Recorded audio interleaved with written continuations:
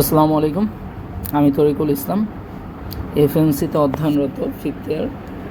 তো আজকে আমরা প্যাথোলজির একটা কোর টপিক নিওপ্লাসিয়া একদম কনসেপ্ট ক্লিয়ার বলার চেষ্টা করব। এবং নিওপ্লাসিয়া হলো প্যাথোলজির ভিতর মানে সব থেকে ইম্পর্ট্যান্ট, যেটাকে মানে যদি প্যাথোলজি কাউকে ইন্ডিকেট করে তার নিওপ্লাসিয়া সম্পর্কে ধারণা থাকতেই হবে। এবং নিওপ্লাসিয়া এটার আগে আমি আরও 2টা ক্লাস নিয়েছি, 2টা না কয়েকটা ক্লাস নিয়েছি। এর ভিতরে আমি complete general pathology, complete haematology, তো এই ক্লাসগুলো নিয়েছি। এবং এই ক্লাসগুলো আমার বেসিক যাতে আপনাদের স্ট্রং হয় সেইভাবে ক্লাসগুলো নেওয়া হয়েছে। তো এই নিওপ্লাসিয়া করলে আমাদের কী কী সুবিধা হবে? নিওপ্লাসিয়া পড়লে আমাদের যে সিস্টেমিক প্যাথোলজি ওইটারও প্রায় 30 to 40% কাভার আপ হয়ে যাবে। তো নিওপ্লাসিয়াটা বুঝতেই পারছেন কতটা ইম্পর্ট্যান্ট। এবং এই ক্লাসটা আমি যেহেতু স্লাইড বেস কোনো ক্লাস নেই না, আমি চেষ্টা করি লিখে লিখে এবং ভিজুয়ালাইজেশনের মাধ্যমে ক্লাসগুলো নেওয়ার চেষ্টা করি, যাতে আপনার লং টার্ম মেমোরিতে যেটা সেট আপ হয়। আপনি যদি কোনো একটা টপিক সম্পর্কে 10-15 মিনিট না বলতে পারেন, তাহলে ওই টপিক ক্লাস করে বা ওই টপিক জেনে আমাদের কোনো একটা লাভ হয় না, আমরা যদি কারোর সামনে 10-15 মিনিট কথা না বলতে পারি, ঠিক আছে? তো আমি হলো এই ক্লাসটা যাতে আপনি ভালো রেজাল্ট পান, তো এই ক্ষেত্রে আমি বলবো আপনি খাতা কলম নিয়ে বসেন, আমার সাথে ক্লাসটা করেন, যাতে একদম কনসেপ্টটা ক্লিয়ার হয়। তো আমরা ফার্স্ট অফ অল কী জানার চেষ্টা করব? ফার্স্ট অফ অল আমরা নিওপ্লাসিয়া ক্লাসে আমরা ফার্স্ট অফ অল জানতে হবে নিওপ্লাসিয়ার ডেফিনেশন কী। 2 নম্বর নিওপ্লাসিয়ার যে টিউমার, নিওপ্লাসিয়া মানে কি টিউমারের কম্পোনেন্টস কী। 3 নম্বরে আমরা জানবো হলো নোমেনক্লেচার জানবো। তারপরে 4 নম্বরে জানবো হলো আমাদের বিনাইন ভার্সেস ম্যালিগনেন্টের ডিফারেন্সটা কি, ঠিক আছে? তারপরে 5 নম্বরে আমরা একটা টিউমার আমরা কীভাবে বুঝতে পারবো এটা বিনাইন না ম্যালিগনেন্ট, তাহলে টিউমারের আমার কী জানা লাগবে? ক্যারেক্টারিস্টিক্স, ওকে, ক্যারেক্টারিস্টিক জানা লাগবে। তারপরে স্প্রেড অফ টিউমার জানা লাগবে, টিউমারটা কীভাবে স্প্রেড করতেছে, ঠিক আছে, এটা আমার জানা লাগবে। তারপরে আমরা জানতে পারি কি, আর তারপরে আমাদের জানা লাগবে হলো এই যে টিউমারটা স্প্রেড তো বললাম, আমাদের জেনেটিক রেগুলেটর, অর্থাৎ একটা টিউমার কীভাবে জেনেটিকভাবে একটা সেলকে কীভাবে গ্রোথ করে বা একটা টিউমারকে নিয়ন্ত্রণ করে সেটা আমরা জানবো। এছাড়া আমরা যে টিউমারটা কী জন্য হচ্ছে, অর্থাৎ আমাদের যে সেল ড্যামেজটা কী জন্য হচ্ছে, অর্থাৎ বিভিন্ন ধরনের কার্সিনোজেন সম্পর্কে জানবো। তারপর হলো আমরা জানবো স্টেজিং গ্রেডিং সম্পর্কে জানবো। আর তারপর আমরা কি জানবো? তারপর আমরা জানবো how to diagnose A tumour, একটা টিউমারকে কীভাবে ডায়াগনোস করবে। তো এই কয়েকটা টপিক আমরা একদম আমার সাথে থাকেন, একদম কনসেপ্ট ক্লিয়ার। আর পরবর্তীতে আপনার সেকেন্ড টাইম আশা করি অন্য কোনো ক্লাস দেখা লাগবে না। তো ফার্স্ট অফ অল আমরা নিওপ্লাসিয়া কী জানি। নিওপ্লাসিয়া তো এই যে রবিন্সের ডেফিনেশন আছে, তো আমরা ফার্স্ট অফ অল বলার চেষ্টা করি। ওকে, আমরা ফার্স্ট অফ অল একটা জিনিস বোঝার চেষ্টা করি। তো ফার্স্ট অফ অল এই যে একটা সেল, ওকে, একটা সেলের ভিতর কি থাকে? নিউক্লিয়াস থাকে আর সাইটোপ্লাজম থাকে। তো নিউক্লিয়াসের ভিতর আমাদের কি থাকে? ক্রোমোজোম, ডিএনএ এগুলো থাকে। নিউক্লিয়াসের ভিতর আমাদের ক্রোমোজোম, ডিএনএ থাকে। নর্মালি আমাদের যে একটা সেল আছে, সেলে যে সেলের সারফেসে আমাদের গ্রোথ রিসেপ্টর থাকে। কি বললাম? Growth receptor. তো নর্মালি আমার সেলটা ডিভাইড কখন হবে অথবা সেলটা মাইটোসিস কখন হবে? যখন আমার একটা গ্রোথ ফ্যাক্টর আসবে, গ্রোথ ফ্যাক্টরটা আমাদের এই গ্রোথ রিসেপ্টরের সাথে বাইন্ড করবে, তারপরে নর্মালি আমাদের সেলটাকে ডিভাইড হবে অর্থাৎ মাইটোসিস হবে। কিন্তু যদি আমার এই যে গ্রোথ ফ্যাক্টর না আসে, সেই ক্ষেত্রে আমাদের সেলটা মাইটোসিসে যাবে না। কি বললাম? সেলটা মাইটোসিসে যাবে না, অর্থাৎ ডিভাইডেড হবে না। এটা হলো আমাদের একটা নর্মাল মেকানিজম। কিন্তু আমাদের যে ক্যান্সারাস বা অথবা টিউমারের ক্ষেত্রে কি হয়? এই যে গ্রোথ ফ্যাক্টরটা না আসা সত্ত্বেও আমাদের কি হয়? স্টিমুলেশন হয়। কি বললাম? স্টিমুলেশন হয়, যার কারণে মাইটোসিস হতে থাকে। কি বললাম? যার কারণে মাইটোসিস হতে থাকে, ওভার মাইটোসিস হতে থাকে। তো আমরা ডেফিনেশনটা এখন একটু বোঝার চেষ্টা করি। তো রবিন্স ডেফিনেশন কি? Abnormal mass of the tissue. তো কী বললাম, একটা অ্যাবনর্মাল মাস মানে ফুলে আসছে, বুঝছো, হুজ গ্রোথ এক্সিডস, এবং যার growth exceed and আনকোঅর্ডিনেটেড with the normal tissue. একটা নর্মাল টিস্যু যেভাবে গ্রোথ করে টিউমারের সেলটা তো ওইভাবে গ্রোথ করবে না, এটা হলো আনকন্ট্রোল মাইটোসিস, অর্থাৎ অনেক বেশি ফোলা থাকবে, ঠিক আছে। এবং এইটা সব থেকে important, persist in the same excessive manner after the cessation of the stimuli. ওই যে আমি যেটা বলছিলাম, সেজেশন আসছে অর্থাৎ গ্রোথ ফ্যাক্টরটা আসছে, যার কারণে আমার কিন্তু একটা সেল ডিভাইড হচ্ছে। কিন্তু আমাদের নিওপ্লাসিয়ার ক্ষেত্রে কি হয়, যে যেটা বললাম, গ্রোথ ফ্যাক্টর যদি নাও আসে, গ্রোথ রিসেপ্টর স্টিমুলেশন হবে অটোমেটিকলি। কী জন্য? ডিউ টু সাম রেডিয়েশন, বিভিন্ন ধরনের জেনেটিক্যাল চেঞ্জের কারণে এই তোমার হলো স্টিমুলেশনটা আসবে, যার কারণে আমাদের মাইটোসিস হতেই থাকবে, আনকন্ট্রোল মাইটোসিস হতে থাকবে। এইটাই আর কি বলা হয়েছে, at persist in the same excessive manner even after the cessation of stimuli. ঠিক আছে, তাহলে আমরা আশা করি ডেফিনেশনটা বুঝতে পেরেছি। তারপরে সেকেন্ড আমাদের কি বললাম, কম্পোনেন্টস। একটা টিউমারের কী কী কম্পোনেন্টস থাকে আমরা জানি। টিউমারের কম্পোনেন্টস থাকে হলো প্যারেনকাইমা থাকে আর এস্ট্রোমা থাকে। আচ্ছা, প্যারেনকাইমা হলো কি আমাদের নিওপ্লাস্টিক সেল দেম সেল, কী বললাম, সেল যেটা সেটা হলো প্যারেনকাইমা। একটা টিউমারের দুইটা কম্পোনেন্ট থাকবে, সেল থাকবে এবং এস্ট্রোমাকে supportive framework of connective tissue. ঠিক আছে, সাপোর্টিভ ফ্রেমওয়ার্ক মানে পিছনে কী থাকবে, ব্লাড ভেসেল থাকবে, ইনফ্লামেটরি সেল, মাসেল, বাদ বাকি সব। আমি যদি চিত্র আঁকি, যেমন ধরো এই যে একটা আমাদের হিস্টোলজিক্যাল স্লাইড, এখানে আমরা মাইক্রোস্কোপের মাধ্যমে আমরা কী দেখতে পেলাম, এই যে ধরো সেল, এগুলো কি বললাম, সেল, এই যে এগুলো হলো সেল, তোমার প্যারেনকাইমাল সেল। ঠিক আছে, এটা হলো সেল। এই সেলকে আমরা কি বলতেছি, প্যারেনকাইমা বলতেছি। সেলকে আমরা কি বলতেছি, প্যারেনকাইমা। এই যে সেলকে আমরা কি বলতেছি, প্যারেনকাইমা। আর এই সেলের আশপাশে কি আছে, সাপোর্টিং স্ট্রাকচার, ব্লাড ভেসেল আছে, তারপরে তোমার টিস্যু আছে, বোন আছে, বিভিন্ন ধরনের জিনিস আছে। তো এইগুলাকে আমরা বলতেছি কি, এস্ট্রোমা। তো জিনিস দুটো ক্লিয়ার হয়েছে, দুটো জানা লাগবে।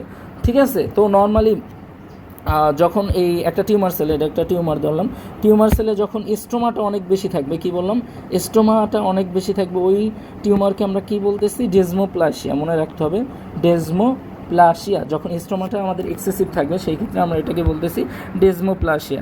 নাও আমাদের টপিক হলো নোমেনক্লাচার।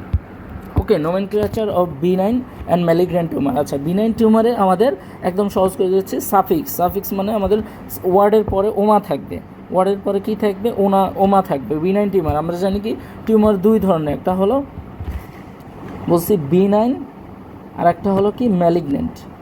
Benign and malignant. Okay, malignant আবার দুই ধরনের আছে। একটা হলো ম্যালিগন্যান্ট, আমাদের যে সেল আছে আমাদের এপিথেলিয়াল সেল থেকে যেগুলো অরিজিন করবে। এপিথেলিয়াল সেল তো বুঝি আমরা, যেটা কাভারিং থেকে যেগুলো অরিজিন করবে, সেইখানে আমাদের হবে কার্সিনোমা। ওকে, কার্সিনোমা। আর যখন আমাদের ওই মেজেনকাইমাল মানে টিস্যু, মাসেল, এগুলা থেকে যখন আসবে, তখন এটাকে বলবো আমরা সার্কোমা। আচ্ছা, আমি এক্সাম্পল দিয়ে সহজ করে দিচ্ছি। যেমন benign tumour, first of all আসি বিনাইন টিউমার। তো বিনাইন টিউমারের ক্ষেত্রে আমাদের বললাম কি, সাফিক্স ওয়ার্ড যুক্ত হবে কি, ওমা যুক্ত হবে। যেমন এক্সাম্পল আমরা যদি বলি ফাইব্রোস কানেকটিভ টিস্যু, তাহলে ফাইব্রোমা, ওমা আছে। তারপরে আমাদের যদি অ্যাডিপোস আর ফ্যাট টিস্যু দেখি, ওইখানে আমার ওমা, লাইপোমা।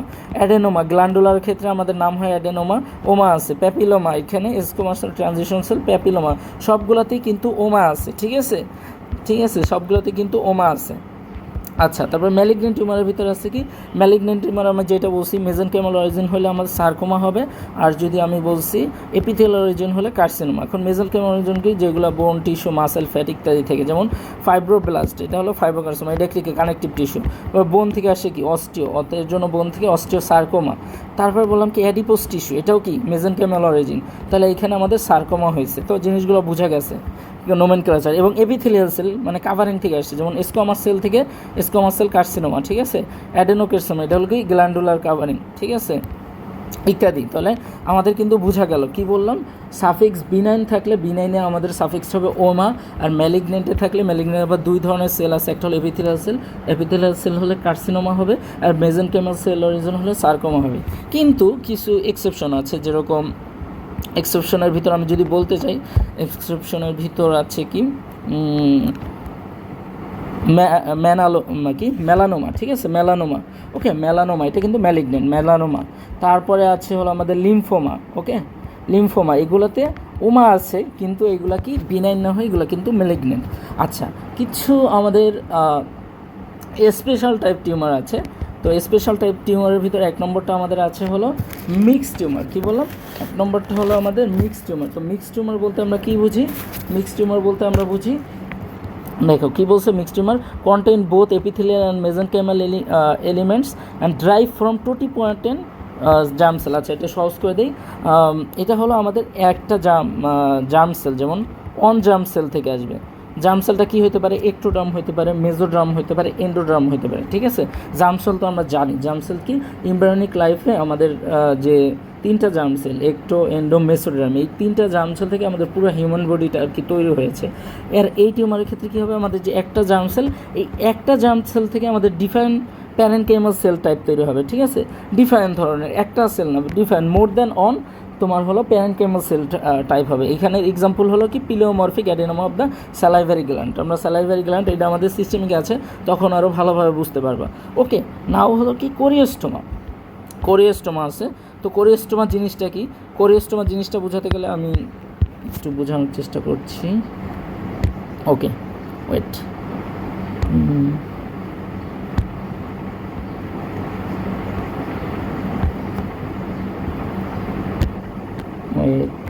জাস্ট সরি, করতে হয় কীভাবে, নেট হচ্ছে না কেন?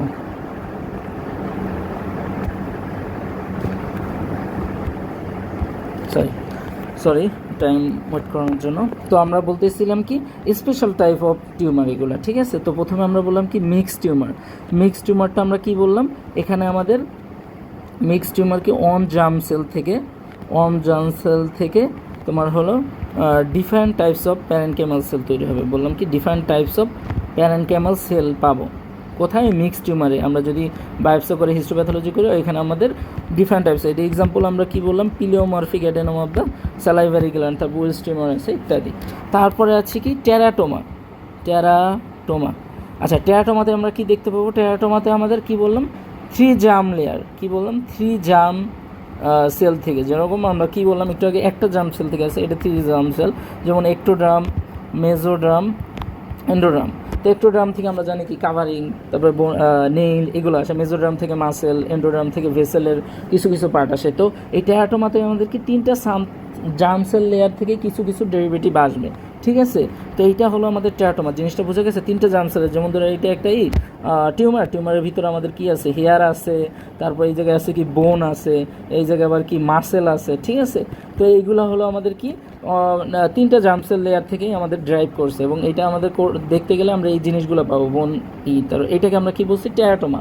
আর 2টা আছে, এগুলাকে আসলে অ্যাকচুয়াল টিউমার না, এগুলা জাস্ট টিউমারের মতো মনে হয় আমাদের দেখে, কিন্তু অ্যাকচুয়াল টিউমার নট। কি আছে? একটা হলো কি কোরিওস্টোমা, আর একটা হলো কি হ্যামারটোমা। 2টা জিনিস একদম ভালোভাবে বোঝার চেষ্টা করবা। হ্যামার মানে কি?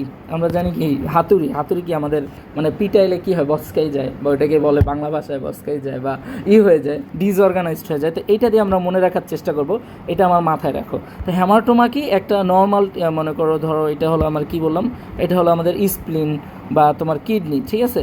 কিডনি, স্প্লিন যেটাই বলি। তো এইখানে আমাদের টিস্যু আছে, নর্মাল টিস্যু আছে। এই নর্মাল টিস্যুটা আমাদের হলো ডিসঅর্গানাইজড হয়ে যায়। কি বললাম? ডিসঅর্গানাইজড হয়ে যায়। নর্মাল টিস্যুটা আমাদের ডিসঅর্গানাইজড, অর্থাৎ অনেক বড় একটা হয়ে গেছে, ডিসঅর্গানাইজড হয়ে গেছে। তো এইটাকে আমরা বলছি হ্যামারটোমা। কি বললাম? তো এইখানে কি হলো? ওই সাইটেই, এই যে কিডনির সাইটেই কিন্তু থাকতেছে টিস্যুগুলা, কিন্তু টিস্যুগুলা কী হইতেছে? ডিসঅর্গানাইজড হয়ে গেছে, অর্থাৎ বড় হয়ে গেছে, মনে রাখতে হবে। তাহলে এই যে আমরা যদি একটা স্প্লিন নেই, ধরো স্প্লিন এরকম আছে, তো এইটা ডিসঅর্গানাইজড হয়ে এরকম বড় হয়ে গেছে, তাহলে এটা হলো কি আমাদের হ্যামারটোমা।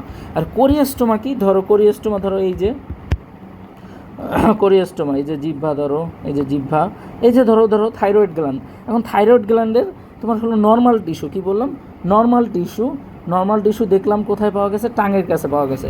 তাহলে এইখানে কি ectopic rest of the normal tissue, অর্থাৎ এই যে নর্মাল টিস্যু আমাদের টাঙে পাওয়া গেছে। টাঙে তো থাকার কথা না থাইরয়েড টিস্যু, কিন্তু থাইরয়েড টিস্যু কি আমাদের টাঙে পাওয়া গেছে। তাহলে এইটা হলো কোরিওস্টোমা। তাহলে এখানে কি সাইডটা চেঞ্জ হয়ে গেছে? কোরিওস্টোমা কি আমার যেই প্রাইমারি সাইড ছিল, প্রাইমারি সাইড থেকে অন্য জায়গায় চলে গেছে। আর এইখানে কিন্তু সাইড চেঞ্জ হয়নি, সাইডটাও এখানে আছে, খালি টিস্যুটা ডিসঅর্গানাইজড হয়ে গেছে। আশা করি বুঝতে পারছো, ঠিক আছে? কোরিওস্টোমার হ্যামারটোমার ভিতর ডিফারেন্স কি?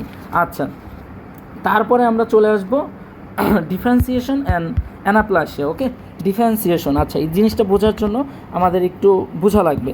তো নর্মালি আমি বললাম এইটা হলো আমাদের একটা সেল, নর্মাল সেল, একটা টিস্যুর ভিতর নর্মাল সেল।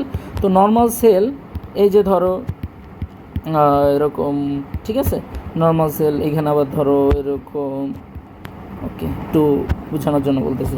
তো নর্মাল সেলটা আমি বললাম কি ডিফারেন্সিয়েশন জিনিসটা কি, ডিফারেন্সিয়েশন কি মানে নিওপ্লাস্টিক সেলগুলো বোঝার চেষ্টা করো। নিওপ্লাস্টিক সেলগুলো নর্মাল সেলের কতটুকু দেখতে, মানে নর্মাল সেলের থেকে কত, মানে কীরকম দেখতে, ঠিক আছে, নিওপ্লাস্টিক সেলটা নর্মাল সেলের থেকে কীরকম দেখতে। যেমন ধরো আমি বললাম যে নর্মাল সেলগুলো আছে, নর্মাল সেলগুলো হলো নিওপ্লাসের যে সেলগুলো, এটা অনেকটাই তোমার হলো নর্মাল সেলের মতো দেখতে। সেই ক্ষেত্রে এখানে ডিফারেন্সিয়েশনটা কী বলবো, ওয়েল ডিফারেন্সিয়েটেড, মানে আমাদের যে নর্মাল সেল আর নিওপ্লাস্টিক সেল এই দুইটা দেখতেই সেম এবং ফাংশনও সেম, তাহলে এখানে কিন্তু আমাদের টিউমারটা একটু ভালো, মানে টিউমারটা এখনও খারাপ হয়ে যায় না, এর জন্য এটাকে বলছি আমরা ওয়েল ডিফারেন্সিয়েটেড।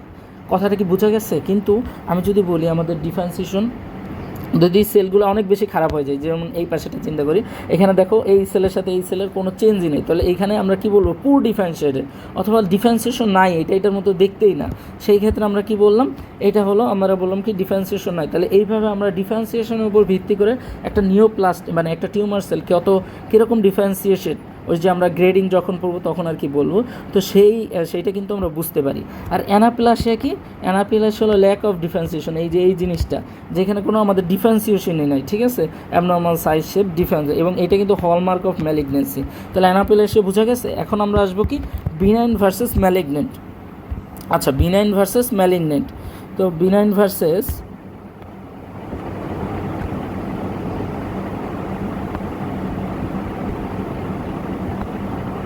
ওকে ওকে নাও বললাম কি বিনাইন ভার্সেস ম্যালিগনেন্ট বোঝার জন্য আমরা কি বললাম।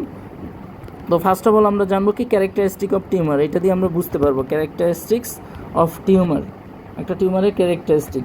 তো প্রথমটা আমরা বললাম কি characteristic of degree of differentiation and degree of differentiation দিয়ে বুঝতে পারলাম, degree of differentiation and anaplasia. Okay, degree of differentiation anaplasia, এটা বোঝা গেল। 2 নম্বরটা হলো আমরা কি বললাম, রেট অফ গ্রোথ। কি বললাম, রেট অফ গ্রোথ, এটা কিন্তু আমাদের ডিফারেন্সও একসাথে হয়ে যাবে।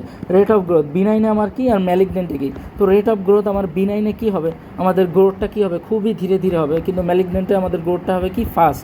তো এইটা আমরা বুঝতে পারবো কীভাবে, একটা পেশেন্টের ক্ষেত্রে যখন আসবে তখন আমি বলবো কি টিউমারটা বেশি দ্রুত হচ্ছে কিনা বা কম দ্রুত হচ্ছে কিনা, এটা আমরা বুঝবো কি ডাবলিং টাইম কি, আমাদের একটা টিউমার ধরলাম 1 সেন্টিমিটার অথবা 1 সেন্টিমিটার, যেটাই ধরি 1 সেন্টিমিটার থেকে 2 সেন্টিমিটার হতে কতটুকু টাইম লাগছে, ডাবলিং টাইম এটাকে বলা হয়। তো ডাবলিং টাইম অবশ্যই ম্যালিগনেন্টে দেখা যাবে কি 1 মাসের ভিতরে টিউমারটা অনেক বড় হয়ে যাচ্ছে, বাট বিনাইনে এটা অনেক 3-4 বছর, 5 বছর, 6 বছর অনেক লেগে যাবে।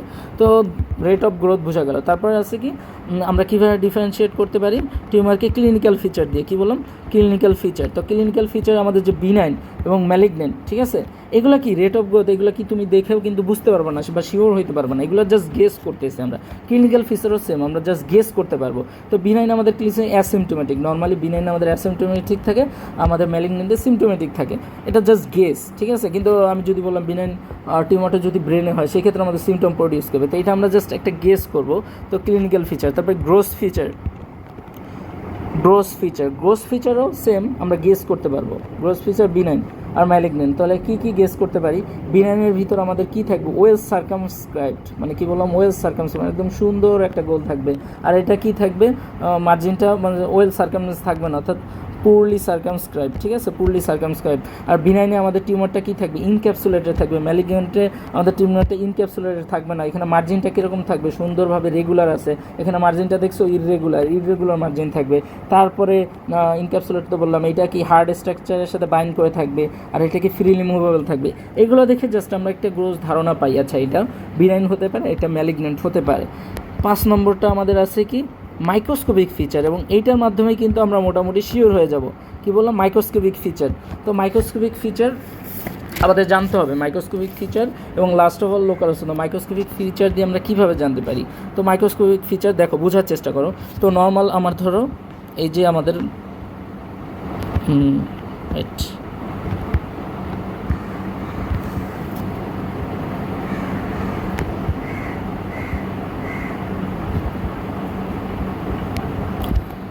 ওকে।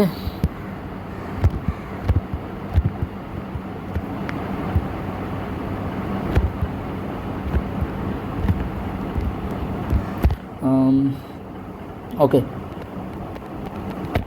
আচ্ছা, তো এইটা হলো আমার কি বললাম নর্মাল একটা সেল, আর এটা হলো আমাদের হলো টিউমার সেল, ঠিক আছে, টিউমার সেল। আর তো এখন আমরা দেখো ডিফারেন্স করি। প্রথমে আসি, ফার্স্ট ডিফারেন্স করতে পারি কি বেজাল পোলারিটি।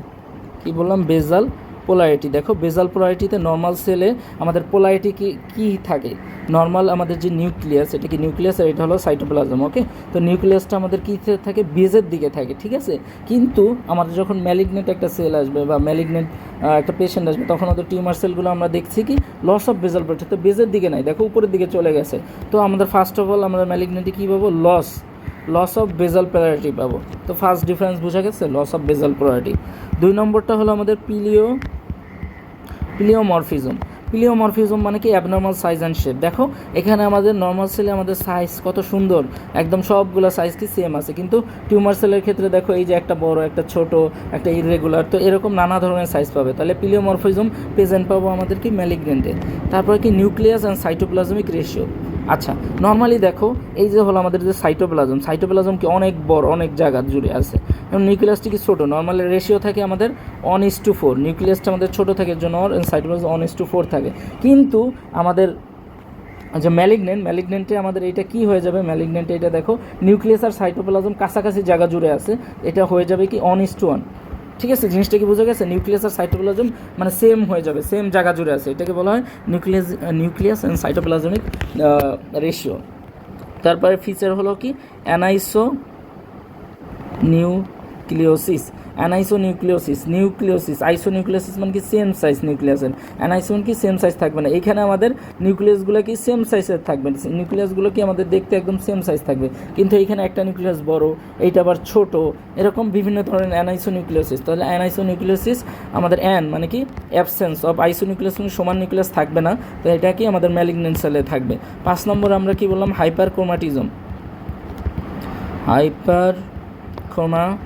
অর্থাৎ এইখানে আমাদের যে ক্রোমাটিন আছে আমাদের যে নিউক্লিয়াসের ভিতর, এখানে নর্মাল ক্রোমাটিন আছে, কিন্তু এইখানে আমাদের হাইপার একদম মানে অনেক বেশি কালারফুল, বললাম কি অনেক বেশি কালারফুল, হাইপার ক্রোমাটিজম, ঠিক আছে।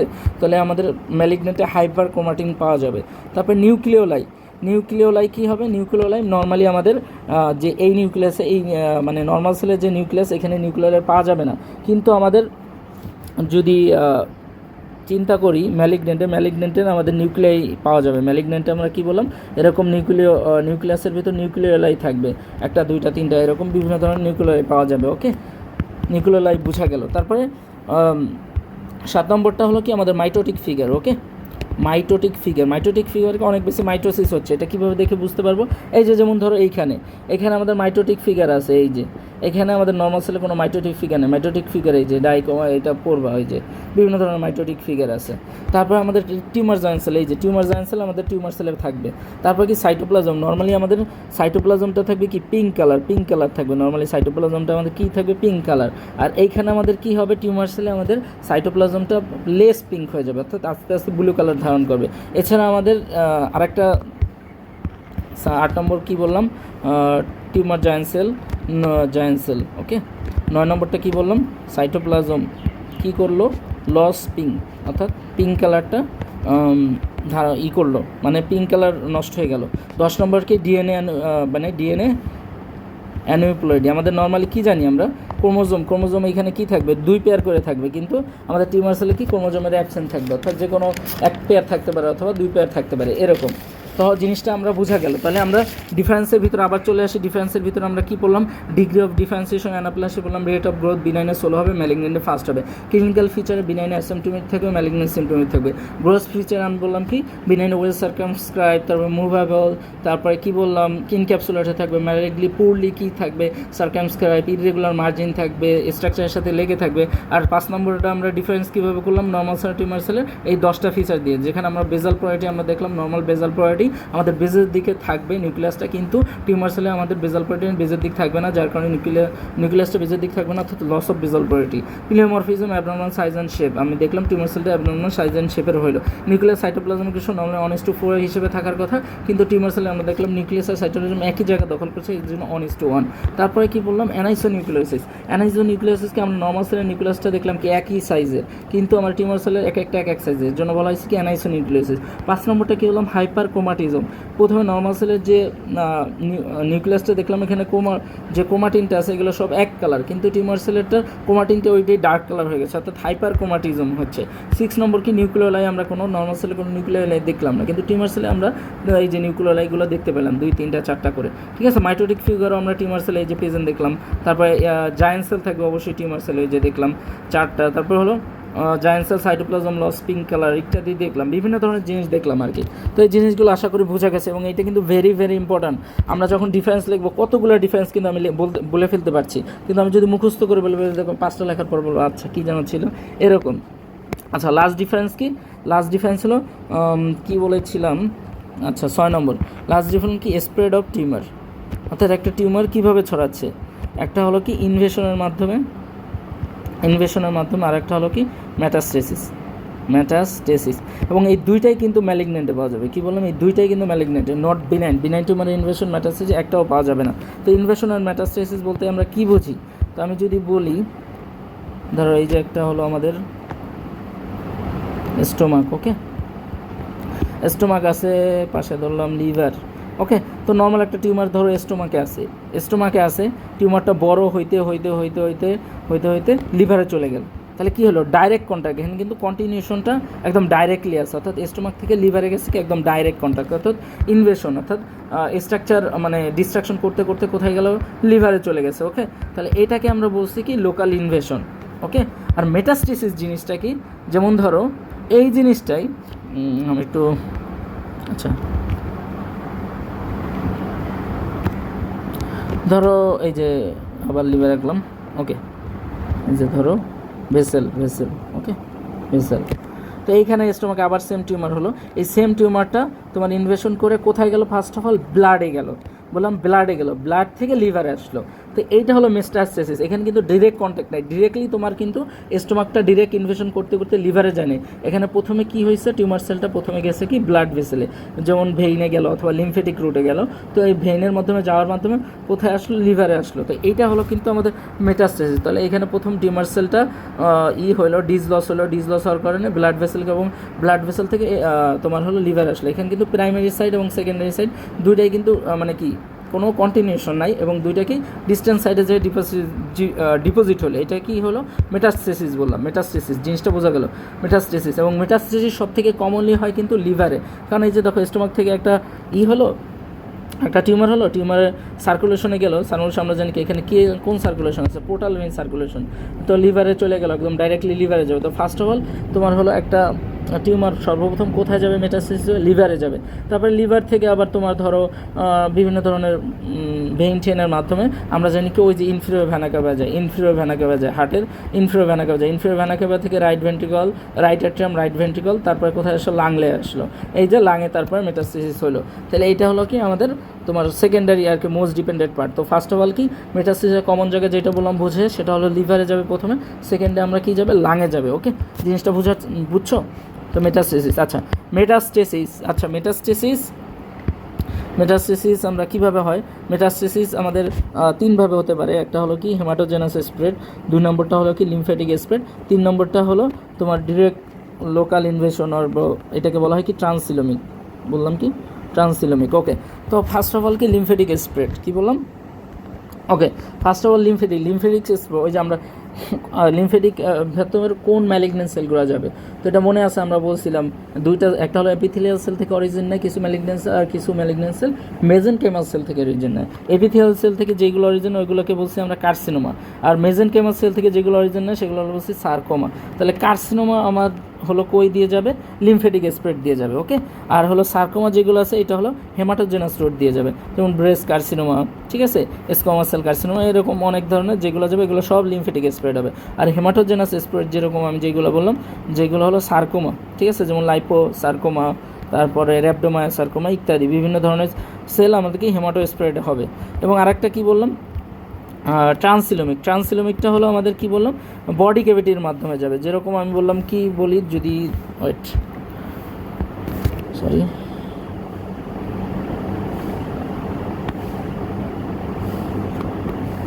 তো বডি ক্যাভিটির মাধ্যমে যাবে। যেরকম আমি যদি বলার চেষ্টা করি, এখানে একটু দেখাই। প্রথমটা আমরা বললাম কি লিমফেটিক স্প্রেড। এখানে আমাদের কি কোন ম্যালিগনেন্ট টিউমারগুলো যাবে, কার্সিনোমা ম্যালিগনেন্ট টিউমারগুলো যাবে, ঠিক আছে, কার্সিনোমাগুলো যাবে, যেমন স্কোমাস সেল কার্সিনোমা ইত্যাদি। তো লিমফেটিক স্প্রেডটা যেমন ধরো এই যে হলো আমাদের লিমফেটিক স্প্রেড। লিমফেট তো বুঝি, তোমার হলো ব্লাড ভেসেলের মতোই, ঠিক আছে, এরকম লাইনিং থাকবে, এন্ডোথেলিয়াল সেল লাইনিং। তো লিমফেটিক স্প্রেড একটা যাবে হলো তোমার টিউমারটা যাইতে পারে এই যে তোমার লাইনিং দিয়ে যেতে পারে, ঠিক আছে, এটাকে বলছি হলো লিমফেটিক পারমিয়েশন। কি বললাম, লিমফেটিক পারমিয়েশন। আর যদি মাঝখান দিয়ে যায় লিমফেটিকের, সেটাকে আমরা বলছি কি লিমফেটিক ইম্বোলাই, ঠিক আছে, লিমফেটিক ইম্বোলাই।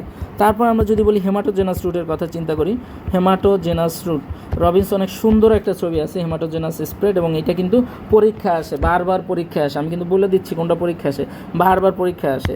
তো নর্মালি আমরা চিন্তা করি হেমাটোজেনাস স্প্রেড, তো এই যে হলো একটা টিউমার সেলের পাশে কি অবশ্যই আমাদের কি এক্সট্রা সেলুলার ম্যাট্রিক্স থাকবে। এই যে ধরলাম কি আমাদের এক্সট্রা সেলুলার ম্যাট্রিক্স, অন্য কালার দিই তাহলে বুঝতে সুবিধা হবে, এক্সট্রা সেলুলার ম্যাট্রিক্স, ওকে। আর এইটা হলো আমাদের কি ভেসেল, কি বললাম, এটা হলো আমাদের ভেসেল, ওকে। তো ফার্স্ট অফ অল আমাদের টিউমারটা কি হবে, হেমাটোজেনাস স্প্রেড। আমি যদি এটা লঙ্গিচুডাল নেই, সেক্ষেত্রে এই যে ধরলাম আরও সুবিধা করার জন্য, ওকে, এই যে ধরলাম, ওকে, দুইটা চিত্রই পরপর থাক। এটা কি, এটা হলো এক্সট্রা সেলুলার ম্যাট্রিক্স। তা আসলো, টিউমারটা আসলো, এখানে ইনভেট করলো, আসলো, ওকে।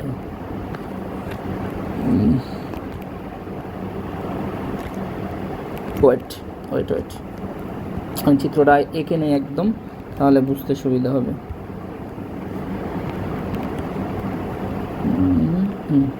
ওকে, তো first of all haematogenous spread আমরা কী হয়, আমরা দুইটা চিত্রই বুঝবো। প্রথমে একটা আমাদের এই যে প্রাইমারি সাইটে টিউমার আছে, তো কিছু টিউমার আমাদের কি হয়, এই যে ধরো কিছু টিউমার সেল আমাদের কোলন ফর্মেশন করে। কোলন মানে কি, একটা টিউমারের প্রতিরূপ, কোলন ফর্মেশন করবে। এবং এই টিউমার সেলকে আমাদের কি লাগবে, অবশ্যই ব্লাড সাপ্লাই লাগবে টিউমার সাপ্লাই পাওয়ার জন্য, অর্থাৎ নিউট্রিশন পাওয়ার জন্য। এটাকে বলছি আমরা অ্যানজিওজেনেসিস। তো একটা টিউমার সেল কী করলো, কোলোনাল পলিফারেশন, অর্থাৎ অনেক বেশি বেড়ে গেল, কোলন ফর্মেশন করে, এবং অ্যানজিওজেনেসিস, ওটার সাপ্লাই পাওয়া লাগলো। তো প্রথমে কী বললাম, প্রথমটা কোলোনাল পলিফারেশন হলো এবং অ্যানজিওজেনেসিস ডেভেলপ করলো, মানে টিউমার সেলের যে প্রয়োজনীয় নিউট্রন সেটার জন্য তারা নিজে ব্লাড ভেসেল তৈরি করে নিল। তো এখন কি করতে হবে, এই যে টিউমার সেল এটা কি করবে, আমাদের লুজ করবে, অবশ্যই লুজ। কি বললাম, লুজ। এই যে টিউমার সেল এই প্রাইমারি সাইড থেকে লুজ হওয়ার জন্য আমাদের যে মানে টিউমার সেল একটা আরেকটার সাথে লেগে থাকে, এটা কীভাবে লেগে থাকে, ই ক্যাডেরিনের মাধ্যমে, ঠিক আছে, একটা প্রোটিন ই ক্যাডেরিন, এই প্রোটিনটার মাধ্যমে লেগে আছে। এখন দেখো এই যে ই ক্যাডেরিন, এটা যদি মানে লস হয়ে যায়, তাহলে কী হবে, এই টিউমার সেলটা আমাদের কী হবে, টিউমার সেলটা এই যে আমাদের এক্সট্রা সেলুলার ম্যাট্রিক্সে মানে ইন্টারাকশনে আসবে। তারপর এক্সট্রা সেলুলার ম্যাট্রিক্সে আমাদের ইন্টারাকশনে আসলো, এক্সট্রা সেলুলার ম্যাট্রিক্স আমাদের ইন্টারাকশন, এক্সট্রা সেলুলার ম্যাট্রিক্সকে আমাদের কোর্স করা লাগবে না। তো এর জন্য আমাদের টিউমার সেলের কিছু স্পেশাল মানে কি বলে এনজাইম আছে, যেমন ধরো কোলাজিনেস, কি বললাম, কোলাজিনেস, তারপরে কি মেটালোপ্রোটিনিয়াস, ঠিক আছে, এগুলো হলো আমাদের এনজাইম আছে। এই এনজাইমের মাধ্যমে আমাদের এক্সট্রা সেলুলার ম্যাট্রিক্সকে তারা কী করলো, ক্রস করে ইন্টারভ্যাসেশন হলো, ভেসেলের ভিতরে ইন্টারভ্যাসেশন আসলো। তো টিউমার সেলটা যখন ইন্টারভ্যাসেশন আসলো, তো টিউমার সেল কি একটা ফরেন সেল, তাই না? তো আমাদের যে লিম্ফোসাইট বা ডব্লিউবিসি যেটা আছে, ঠিক আছে, ডব্লিউবিসি আমাদের কী করবে, এই ফরেন যে সেলটা আসলো অর্থাৎ টিউমার সেল, এটাকে কী করবে, কিল করার চেষ্টা করবে। এখন দেখো এখানে একটা মজার কাহিনী। তো টিউমার সেলটা যখন আসে তখন তারা কি করবে, আমাদের যে প্লেটলেট, তারপরে কি বললাম প্লেটলেট, তারপর আরবিসি, এগুলো দিয়ে কাভার করে মানে এগুলো কি মজার জিনিস, এগুলো দিয়ে কাভার করে থাকবে, কি বললাম এগুলো দিয়ে কাভার হয়ে যাবে, এটাকে বলছি আমরা কি থ্রোম্বাস ফর্মেশন করে ফেলবে তারা, কি বললাম এগুলো কিন্তু অলরেডি জেনারেল প্যাথোলজিতে পড়ানো হয়েছে। তো যারা ক্লাস করো না জেনারেল প্যাথোলজির ক্লাস অবশ্যই করা লাগবে ভালোভাবে বোঝার জন্য। তাহলে কি থ্রোম্বাস ফর্মেশন করলো, থ্রোম্বাস ফর্মেশন, এখন কি ডব্লিউবিসি, ডব্লিউবিসি কি দেখবে, প্লেটলেট আছে উপরে আছে আরবিসি, সে তো আর ওই ভিতরের টিউমার সেলকে দেখতে পাবে না কারণ এটা কাভারিং আছে, তো সে আর এই যে থ্রোম্বাস এটাকে আর কিল করতে যাবে না, ঠিক আছে, কিল করতে যাবে না। তো ওই থ্রোম্বাসটা পাস করে করে ডিস্ট্যান্ট একটা ওর পছন্দ মতো একটা সাইটে যেয়ে কী করবে এক্সট্রাভ্যাসেশন করবে, বের হয়ে যেয়ে এখানে ডিপোজিশন হয়ে যাবে। এই হলো আমাদের যে হেমাটোজেনাস স্প্রেড। সেম আমি যদি এই চিত্রটা বোঝাই, এই যে আমাদের কিছু প্রাইমারি টিউমারটা আমাদের ক্লোনাল এক্সপ্যানশন করলো অথবা অ্যাগ্রিগেশনের মাধ্যমে আমাদের কি হলো, এই যে প্রাইমারি সাইট, এই যে হলো এক্সট্রাসেলুলার ম্যাট্রিক্সকে এখানে ক্রস করলো, কীভাবে ক্রস করলো বললাম, এটা হলো প্রোটিন এবং এটা ভেসেলের ভিতর ঢুকলো, অর্থাৎ ইন্টারভ্যাসেশন যখন হলো, দেখো ইন্টারভ্যাসেশন মানে ভেসেলের ভিতর যখন ঢুকলো তখন আমাদের ডব্লিউবিসি এসে তো মারার চেষ্টা করবে, কিন্তু মারবে না কেন, আমাদের যে টিউমার সেলটা কভার করে আছে কি প্লেটলেট অথবা আরবিসি দিয়ে, যার কারণে আমাদের যে ডব্লিউবিসি ওইটা তো আর চিনতে পারবে না, বলবে এটা তো ভালো সেলই, আমাদের স্বদেশ বন্ধু, কারণ আরবিসি ডব্লিউবিসি প্লেটলেট এগুলো তো ব্লাডের ভিতরেই থাকে সবসময়, তাই না? তো এর জন্য কি এটা কি স্বদেশ বন্ধু মনে করবে, তো যার জন্য মারবে না এই থ্রোম্বাসটা, তারপরে একটা ডিস্টেন্স সাইটে যে আবার ওইখান থেকে এক্সট্রাভ্যাসেশন করে ওই ডিস্টেন্স সাইটে ডিপোজিট হয়ে যাবে। আশা করি বুঝতে পারছো। আর আরেকটা কি বললাম, এই যে ধরো একটা মানুষ, আমি চিত্র আঁকতে পারি না ভালো করে, কি আল্লাহ মাহবুদ জানে, ওকে। তো আমরা কি বললাম ট্রান্সলোমিক, বললাম কি 3 নম্বরটা কি ট্রান্সলোমিক। তাহলে একটা টিউমার আছে ধরো এস্টোমাকে, কি বললাম একটা টিউমার আছে কি এস্টোমাক থেকে এই টিউমারটা বের হয়ে গেল, এটা হলো আমাদের যে অ্যাবডোমিনাল ক্যাভিটিতে তোমার বের হয়ে গেল। তো এই যে ক্যাভিটিতে যাওয়া মানেই আমরা বলছি ট্রান্সলোমিক, এই ক্যাভিটি থেকে তারপরে তোমার হলো কি বললাম, ধরো এই টেস্টিসে ডিপোজিশন হলো অথবা ওভারিতে ডিপোজিশন হলো, ঠিক আছে। তো এটাকে আমরা বলছি একটা স্পেশাল টাইপ টিউমার, এটাকে বলছি কি কুকেনবার্গ টিউমার, ঠিক আছে, কুকেনবার্গ টিউমার, ওকে। এটা হলো আমাদের ট্রান্সলোমিক রুটও বলা হয়ে গেল, আচ্ছা ট্রান্সলোমিক রুটও বলা হয়ে গেল। তাহলে আমরা কি 3টা রুট বললাম, প্রথমে হলো বললাম আমাদের লিমফেটিক স্প্রেড, তারপর হেমাটোজেনাস স্প্রেড, আর একটা বললাম কি direct seeding of body cavity বা ট্রান্সলোমিক রেট। 3টাই কিন্তু একদম ক্লিয়ার কাটভাবে বলা হয়ে গেছে, ঠিক আছে। ও আরেকটা জিনিস যেটা বলা হয়নি, যেমন লিমফেটিক স্প্রেডে আমাদের লিমফেটিক স্প্রেডটা কোথায় ড্রয়িং করেছিলাম, এই যে লিমফেটিক স্প্রেডে, যেমন ধরো এই যে লিমফেটিক স্প্রেড কী হয়, প্রত্যেকটা জায়গায় লিম্ফ নোড থাকে। তো ফার্স্ট যে লিমফেটিক স্প্রেডের মধ্যে ফার্স্ট যে লিম্ফ নোডটাকে ইনভলভ করবে লিমফেটিক স্প্রেডের মাধ্যমে, ওটাকে বলছি আমরা সেন্টিনাল লিম্ফ নোড। এটা অনেক সময় আর কি ধরে ভাইভাতে, ঠিক আছে, এর জন্য জাস্ট বলে রাখলাম, ওকে। আচ্ছা তারপরে আমরা পড়বো হলো তোমার, আচ্ছা এগুলো মোটামুটি শেষ, জেনেটিক রেগুলেটর। আচ্ছা জেনেটিক রেগুলেটর আগে আমরা আরও কিছু মানে জাস্ট পড়ে রাখি, সরি তো বুঝতেছি না, আচ্ছা ওকে। তাহলে আমরা কি বললাম যে কিছু বোঝার আগে আমরা যেমন কার্সিনোমা ইনসিটু একটু জেনে রাখি, এটা অনেক সময় ধরে।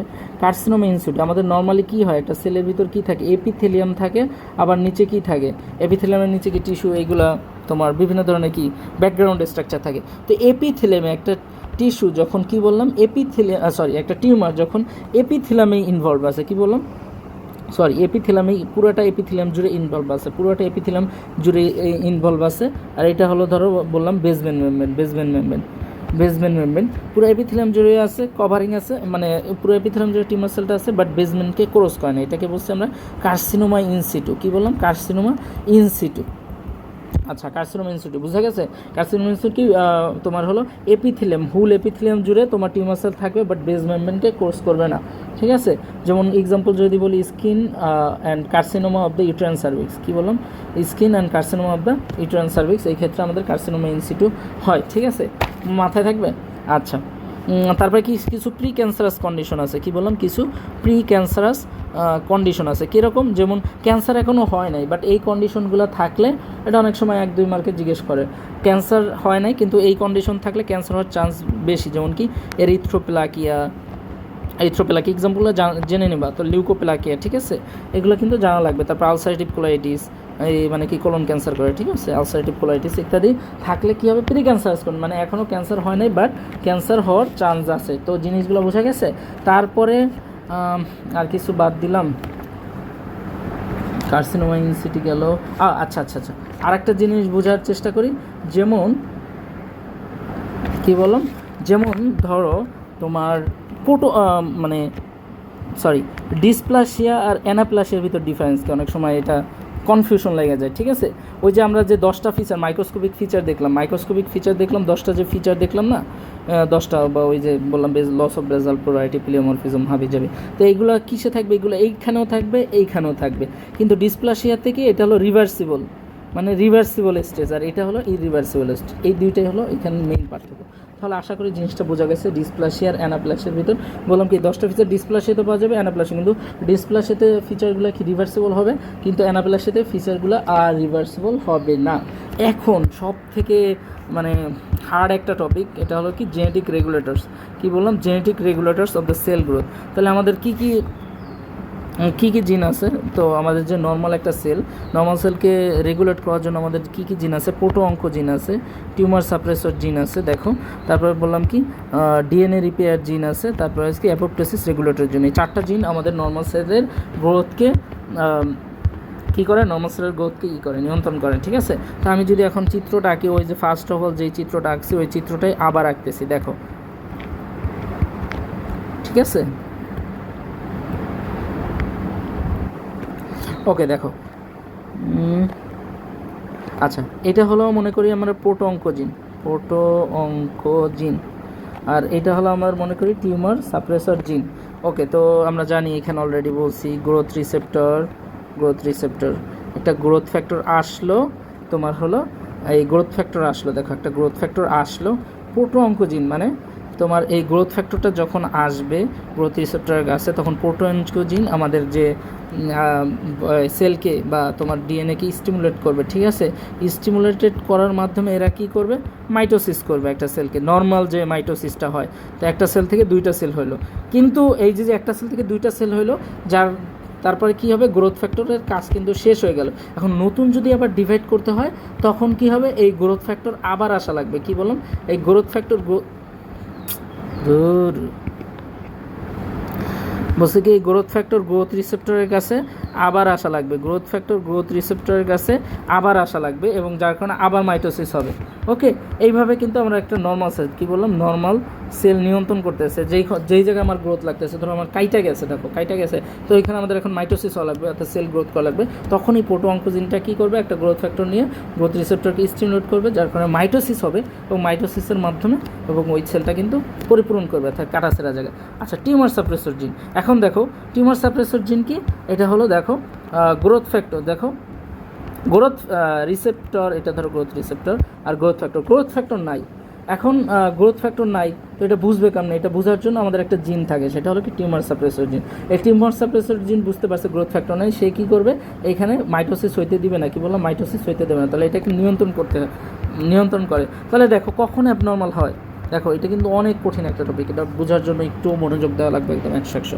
তো কখন মাইটোসিস হয়, কি বললাম, কখন অ্যাবনর্মাল হয়ে যেতে পারে, এই যে প্রোটো অঙ্কোজিন, দেখো প্রোটো অঙ্কোজিন যখন তোমার গ্রোথ ফ্যাক্টর ছাড়াই, কি বললাম, গ্রোথ ফ্যাক্টর থাকলেই তো আমাদের নর্মালি মাইটোসিস হবে, গ্রোথ রিসেপ্টর কাছে আসলো, স্টিমুলেশন দিলে মাইটোসিস হলো। কিন্তু প্রোটো অঙ্কোজিন যখন অনেক বেশি অ্যাক্টিভিটি দেবে, কি বললাম, অনেক বেশি অ্যাক্টিভ দেবে, অর্থাৎ গ্রোথ ফ্যাক্টর ছাড়াই সে নিজে অনেক বেশি মাইটোসিস করবে, অনেক বেশি আইটোসিস করবে, তখন কি এটা নর্মাল থাকলো, তখন কিন্তু এটা কি অনেক বেশি স্টিমুলেট করার কারণে কি অ্যাবনর্মাল অনেক সেল পলিফারেশন করলো, ঠিক আছে, অ্যাবনর্মাল অনেক সেল পলিফারেশন করলো, ঠিক আছে।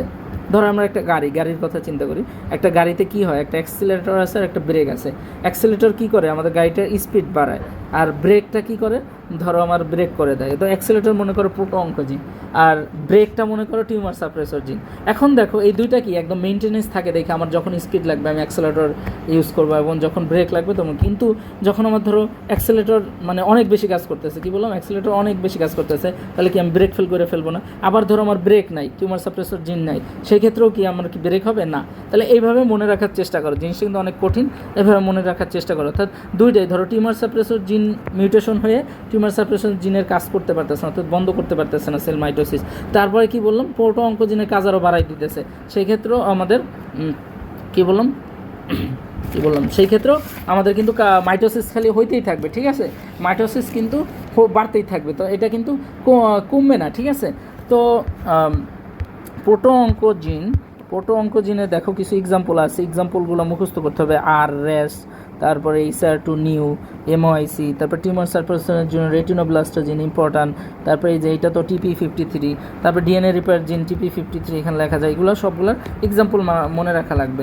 এখন দেখো এক্সাম্পল তো মনে রাখবো, তারপরে আমার আরেকটা জিনিস এখন আমি একটু বলার চেষ্টা করি।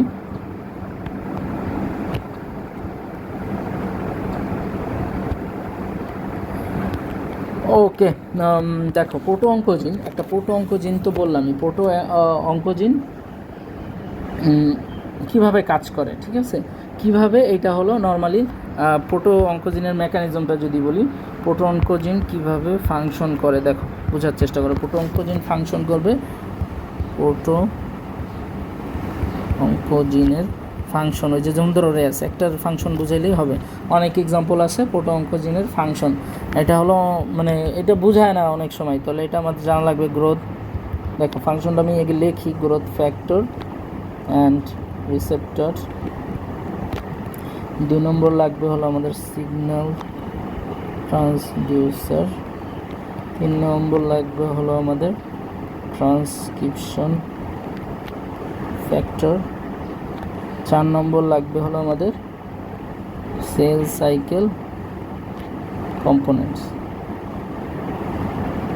ওকে, এখন দেখো কি হলো, ধরো এই যে আমাদের কি বললাম নর্মাল একটা সেল, তো নর্মাল একটা সেল ফার্স্ট অফ অল আমি কী মেকানিজম বললাম, একটা প্রোটো অঙ্কোজিন কীভাবে কাজ করবে, গ্রোথ ফ্যাক্টর থাকবে, কী বললাম একটা গ্রোথ ফ্যাক্টর থাকবে। 2 নম্বরটায় কী থাকবে, গ্রোথ ফ্যাক্টর থাকবে, ওইখানে লিখি গ্রোথ রিসেপ্টর থাকবে, একটা গ্রোথ ফ্যাক্টর থাকবে, একটা গ্রোথ রিসেপ্টর আসলো, গ্রোথ রিসেপ্টরের কাছে আসলো গ্রোথ ফ্যাক্টরটা। তারপরে কি করবে তোমার সিগন্যাল ট্রান্সডাকশন, এই যে গ্রোথ ফ্যাক্টর গ্রোথ রিসেপ্টরের কাছে আসলো, এই যে আসার পরে কি হবে, সিগন্যালটা ট্রান্সডাকশন করে দেবে, অর্থাৎ এখানে সিগন্যালটা ট্রান্সডাকশন করে কোথায় আমাদের নিতে হবে, অবশ্যই আমাদের কি হবে নিউক্লিয়াসের কাছে নেওয়া লাগবে। এই নিউক্লিয়াসটা এটা কি সাইটোপ্লাজম, দেখো নামের সাথে মিল আছে, তাহলে এইটার যে প্রোটিনগুলো সাহায্য করবে এটার নাম কি সাইটোপ্লাজমিক। যে সিগন্যাল ট্রান্সডাকশন হয়েছে এখানে কিছু সাইটোপ্লাজমিক প্রোটিন হেল্প করবে সিগন্যালটা নিয়ে যাওয়ার জন্য, কোথায় নিয়ে যাওয়ার জন্য, নিউক্লিয়াসে নিয়ে যাওয়ার জন্য। এখন নিউক্লিয়াসে যে আমাদের এই সিগন্যালটা কাজ করবে কীভাবে, ট্রান্সক্রিপশন ফ্যাক্টর, অর্থাৎ ওইখানে নিউক্লিয়াসের ভিতরে যে যাবে তারপরে যে কাজ করবে এখানে কিছু ট্রান্সক্রিপশন ফ্যাক্টর কাজ করবে, এবং লাস্ট অফ অল কীভাবে কাজ করবে, সেল সাইকেল কম্পোনেন্টস, অর্থাৎ কিছু রেগুলেটরি থাকবে, প্রোটিন থাকবে, এগুলো আমাদের রেগুলেটর, এটা আসে না, জাস্ট একটু মনে রাখো, রেগুলেটরি জিন হিসেবে কাজ করবে।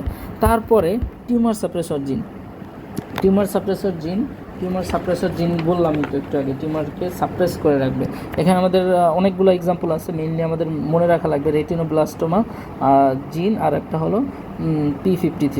আমরা এই রেটিনোব্লাস্টোমা জিন মানে আমরা বুঝি না এটা জিন ক্যান্সার করে, এটা আমাদের কী করে, এই জিনটা আমাদের ক্যান্সারকে সাপ্রেস করে রাখে, ঠিক আছে। তারপরে কি P53 আমাদের অনেকগুলো ক্যান্সারকে সাপ্রেস করে রাখে, এটা তো অনেক বেশি ইম্পর্ট্যান্ট, তাহলে আমাদের ক্যান্সার নষ্ট এই P53 কিন্তু মার্কেটটা মানে টিউমার সাপ্রেশনটা অনেক বেশি ইম্পর্ট্যান্ট। তো ফার্স্ট অফ অল আমরা বোঝার চেষ্টা করবো কি রেটিনোব্লাস্টোমা জিনটা কীভাবে আর কি কাজ করে। তো আমি নর্মাল ধরো এই যে একটা সেল, ওকে, নিউক্লিয়াস, ওকে, এই যে ধরো গ্রোথ রিসেপ্টর, আমরা জানি গ্রোথ রিসেপ্টর, তো গ্রোথ ইনহিবিটর, কী বললাম, গ্রোথ ইনহিবিটর অর্থাৎ গ্রোথ করা যাবে না, কী বললাম, গ্রোথ করা যাবে না। ধরো এই যে কী আছে, ডিএনএস, আমাদের ডিএনএসে ডাবল স্ট্যান্ডার্ড ডিএনএ। দেখো জিনিসটা বোঝার চেষ্টা করো, আমরা জানি তোমার হলো টিউমার সাপ্রেসর জিন যেমন কি রেটিনোব্লাস্টোমা জিন, এটা হলো আমাদের অ্যাক্টিভেট থাকে হলো হাইপোফসফোরাইলেশন হওয়া লাগবে, কী বললাম, হাইপোফসফোরাইলেশন থাকা লাগবে, কী বললাম, অর্থাৎ হাইপোফসফোরাইলেশন, ফসফেট কম থাকা লাগবে। তো তাইলেই আমার গ্রোথটা ইনহিবিট হবে, অর্থাৎ টিউমারটা ইনহিবিট হবে। তাহলে আমার এখানে কী হবে, ফসফেট কম থাকবে, কী বললাম, ফসফেট কম থাকবে, হাইপোফসফোরাইলেশন, যার কারণে আমাদের কী হবে, রেটিনোব্লাস্টোমা জিনটা অ্যাক্টিভেট থাকবে, এবং রেটিনোব্লাস্টোমা জিনটা যদি অ্যাক্টিভেট থাকে তাহলে কি আমাদের নর্মালি কীভাবে কাজ করে, এই যদি অ্যাক্টিভেট থাকে আমাদের ইলংগেশন ফ্যাক্টর, কী বললাম, ইলংগেশন ফ্যাক্টর মানে টিউমারটা বড় করতে পারবে না, ইলংগেশন ফ্যাক্টর কাজ করতে পারবে না যখন রেটিনোব্লাস্টোমা জিনটা অ্যাক্টিভেট করবে। কথাটা বোঝার চেষ্টা করো। আবার যদি বলি গ্রোথ ইনহিবিটরই একটা থাকবে, ফ্যাক্টর থাকবে, মানে গ্রোথ ইনহিবিটর কীভাবে হচ্ছে, তো হাইপোফসফোরাইলেশন থাকা লাগবে, যার কারণে আমাদের কি বললাম রেটিনোব্লাস্টোমা জিনটা অ্যাক্টিভেট হলো, এবং রেটিনোব্লাস্টোমা জিন অ্যাক্টিভেট থাকলে আমাদের ইলংগেশন ফ্যাক্টর, মানে টিউমারটা আর বড় হইতে পারবে না, ইলংগেশন ফ্যাক্টরটা কাজ বন্ধ করে দেবে।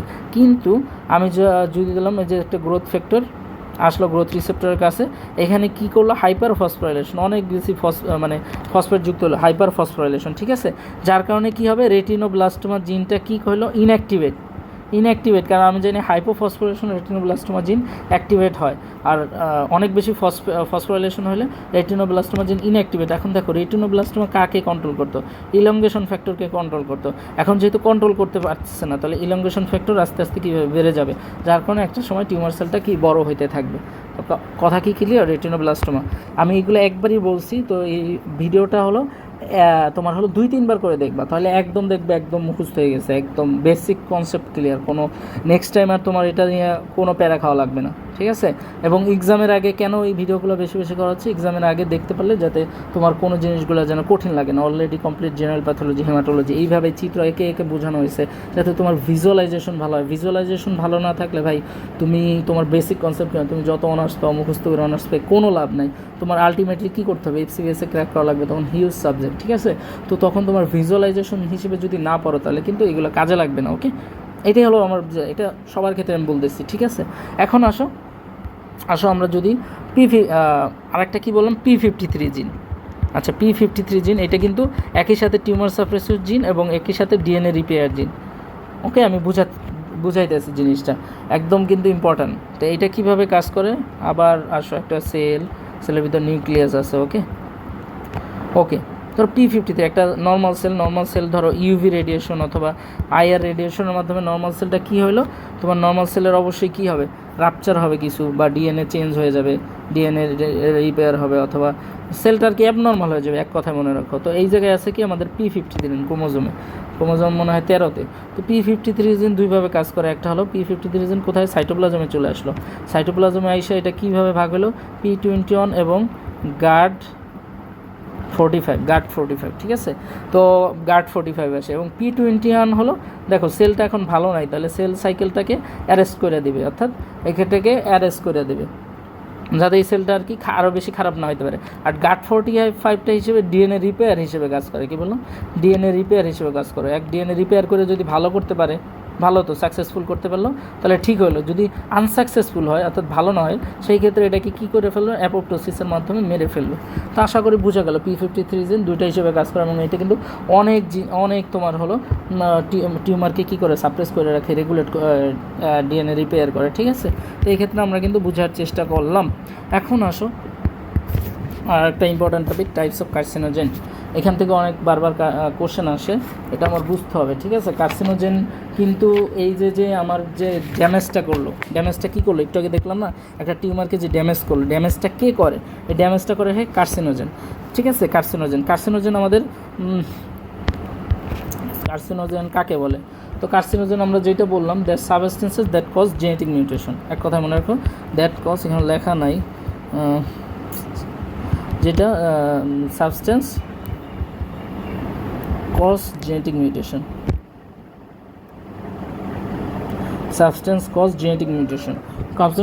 এটা হলো আমাদের কার্সিনোজেন। আচ্ছা কার্সিনোজেন কী টাইপের হতে পারে, কার্সিনোজেন লেখা আছে নাই, তো কার্সিনোজেন আমাদের 3 ধরনের হতে পারে, একটা হলো কি কেমিক্যাল কার্সিনোজেন, তারপরে আছে হলো আমাদের 2 নম্বরে আছে কেমিক্যাল কার্সিনোজেন, তারপরে রেডিয়েশন কার্সিনোজেন, ঠিক আছে, রেডিয়েশন কার্সিনোজেন, এবং 3 নম্বরটা হলো আমাদের কেমিক্যাল আর রেডিয়েশন, আর বাকি বায়োলজিক্যাল কার্সিনোজেন। এইখান থেকে রিটেন কোশ্চেন আসে, প্রায় সময় আসে, এবং এটা ধরেও কীভাবে কেমিক্যাল কার্সিনোজেন অ্যাক্টিভেট হয় এটা আমরা বলতেছি আর কি। তাহলে এগুলার এক্সাম্পল তো লাগবেই মাস্ট, এই যে দেখো tobacco smoke, benzene, aromatic amine, এটা হলো কি কেমিক্যাল কার্সিনোজেন, অ্যাফ্লাক্স, বিয়ন, নাইট্রোসামিন, এটা হেপাটোসেলুলার কার্সিনোমা ইত্যাদি। তারপরে বলছে এটা কি ফিজিক্যাল কার্সিনোজেন অথবা তোমার হলো রেডিওলজিক্যাল কার্সিনোজেন, ইউভি রে, তারপরে কী বলছে আয়োনাইজিং রেডিয়েশন, এগুলো কি আমাদের কার্সিনোমা করে, যেমন লিউকেমিয়া, সলিড টিউমার। তারপরে কিছু biological carcinogen, virus, human papilloma virus, এটা কী করবে, সার্ভাইকাল কার্সিনোমা করবে, ইপস্টেন বারবেস বারিক লিম্ফোমা করবে, হেপাটোসেলুলার, এটা তো জানো, hepatitis B virus, C virus এই তৈরি করে, হেলিকোব্যাক্টার পাইলেরি আমরা জানি কি gastric carcinoma, parasystemic bladder carcinoma করে। ওকে, এখন আমরা আসো কীভাবে তোমার হলো কীভাবে তোমার সরি ইফেক্টস হয়ে গেছে, যাক সমস্যা নেই, কীভাবে কার্সিনোজেনগুলো অ্যাক্টিভেট হয় অথবা কীভাবে কাজ করে। তো ফার্স্ট অফ অল আমরা হলো কেমিক্যাল কার্সিনোজেন আলাপ করবো। এক্সাম্পল অলরেডি বলা হয়ে গেছে, chemical carcinogen. Chemical carcinogen activate হওয়ার জন্য দুইটা মানে আছে, প্রসেস আছে। একটা হলো কি ইনিশিয়েশন মেকানিজম, এটাকে বলা হয় কেমিক্যাল কার্সিনোজেন কি বলছে, আর একটা হলো কি প্রমোশন। কেমিক্যাল কার্সিনোজেন মেকানিজম কি বললাম, ইনিশিয়েশন অ্যান্ড প্রমোশন। কি বললাম, ইনিশিয়েশন অ্যান্ড প্রমোশন। তো এখন আসো ইনিশিয়েশন। আচ্ছা, ইনিশিয়েশন মানে কি, একটা কার্সিনোজেনকে তোমার হলো ইনিশিয়েট করা লাগবে, অর্থাৎ অ্যাক্টিভেট করা লাগবে, ঠিক আছে, ইনিশিয়েট করা লাগবে। তো ইনিশিয়েট কীভাবে করতে পারি, ইনিশিয়েট দেখো, এটা যদি বলতে চাই এক্সাম্পল দিই, দেখো একটা ধরো কার্সিনোজেন যেমন নানা ধরনের কার্সিনোজেন, যেমন ধরো তুমি স্মোকিং করো, স্মোকিংয়ের জন্য কি, স্মোকিংয়ের ভিতর কী থাকে, যেমন টার থাকে, নিকোটিন থাকে, টার আসলো ব্লাডে আসলো, এটা ধরো টার ব্লাডে আসলো, ব্লাডে আইসা তোমার হলো, আচ্ছা কেমিক্যাল কার্সিনোজেন আমার দুই ধরনের আছে, একটা হলো ডিরেক্ট কার্সিনোজেন আর একটা হলো কি ইনডাইরেক্ট কার্সিনোজেন। ডিরেক্ট বুঝাচ্ছি, ডিরেক্ট হলো ডাইরেক্টলি যে তোমার টার্গেট অর্গানকে মানে হ্যাম্পার করবে, যেমন ধরো আমি যদি স্মোকিংয়ের কথা বলি, টারটা ডাইরেক্ট যে লাংকে এফেক্ট করবে। আর ইনডাইরেক্ট কার্সিনোজেন কি, এই যে টারটা তোমার ইনঅ্যাক্টিভ এবং এটা অ্যাক্টিভেট হওয়ার জন্য তোমার লিভারে যাবে, কি বললাম, লিভারে যাবে, সব তোমার মেটাবলিজম কোথায় হয়, লিভারে, তো লিভারে যে তারপরে তোমার লাঙে যাবে, এটা হলো ইনঅ্যাক্টিভ। আমরা তোমার ইনঅ্যাক্টিভটাই দেখাচ্ছি অথবা ইনডাইরেক্ট কার্সিনোজেনটাই দেখাচ্ছি।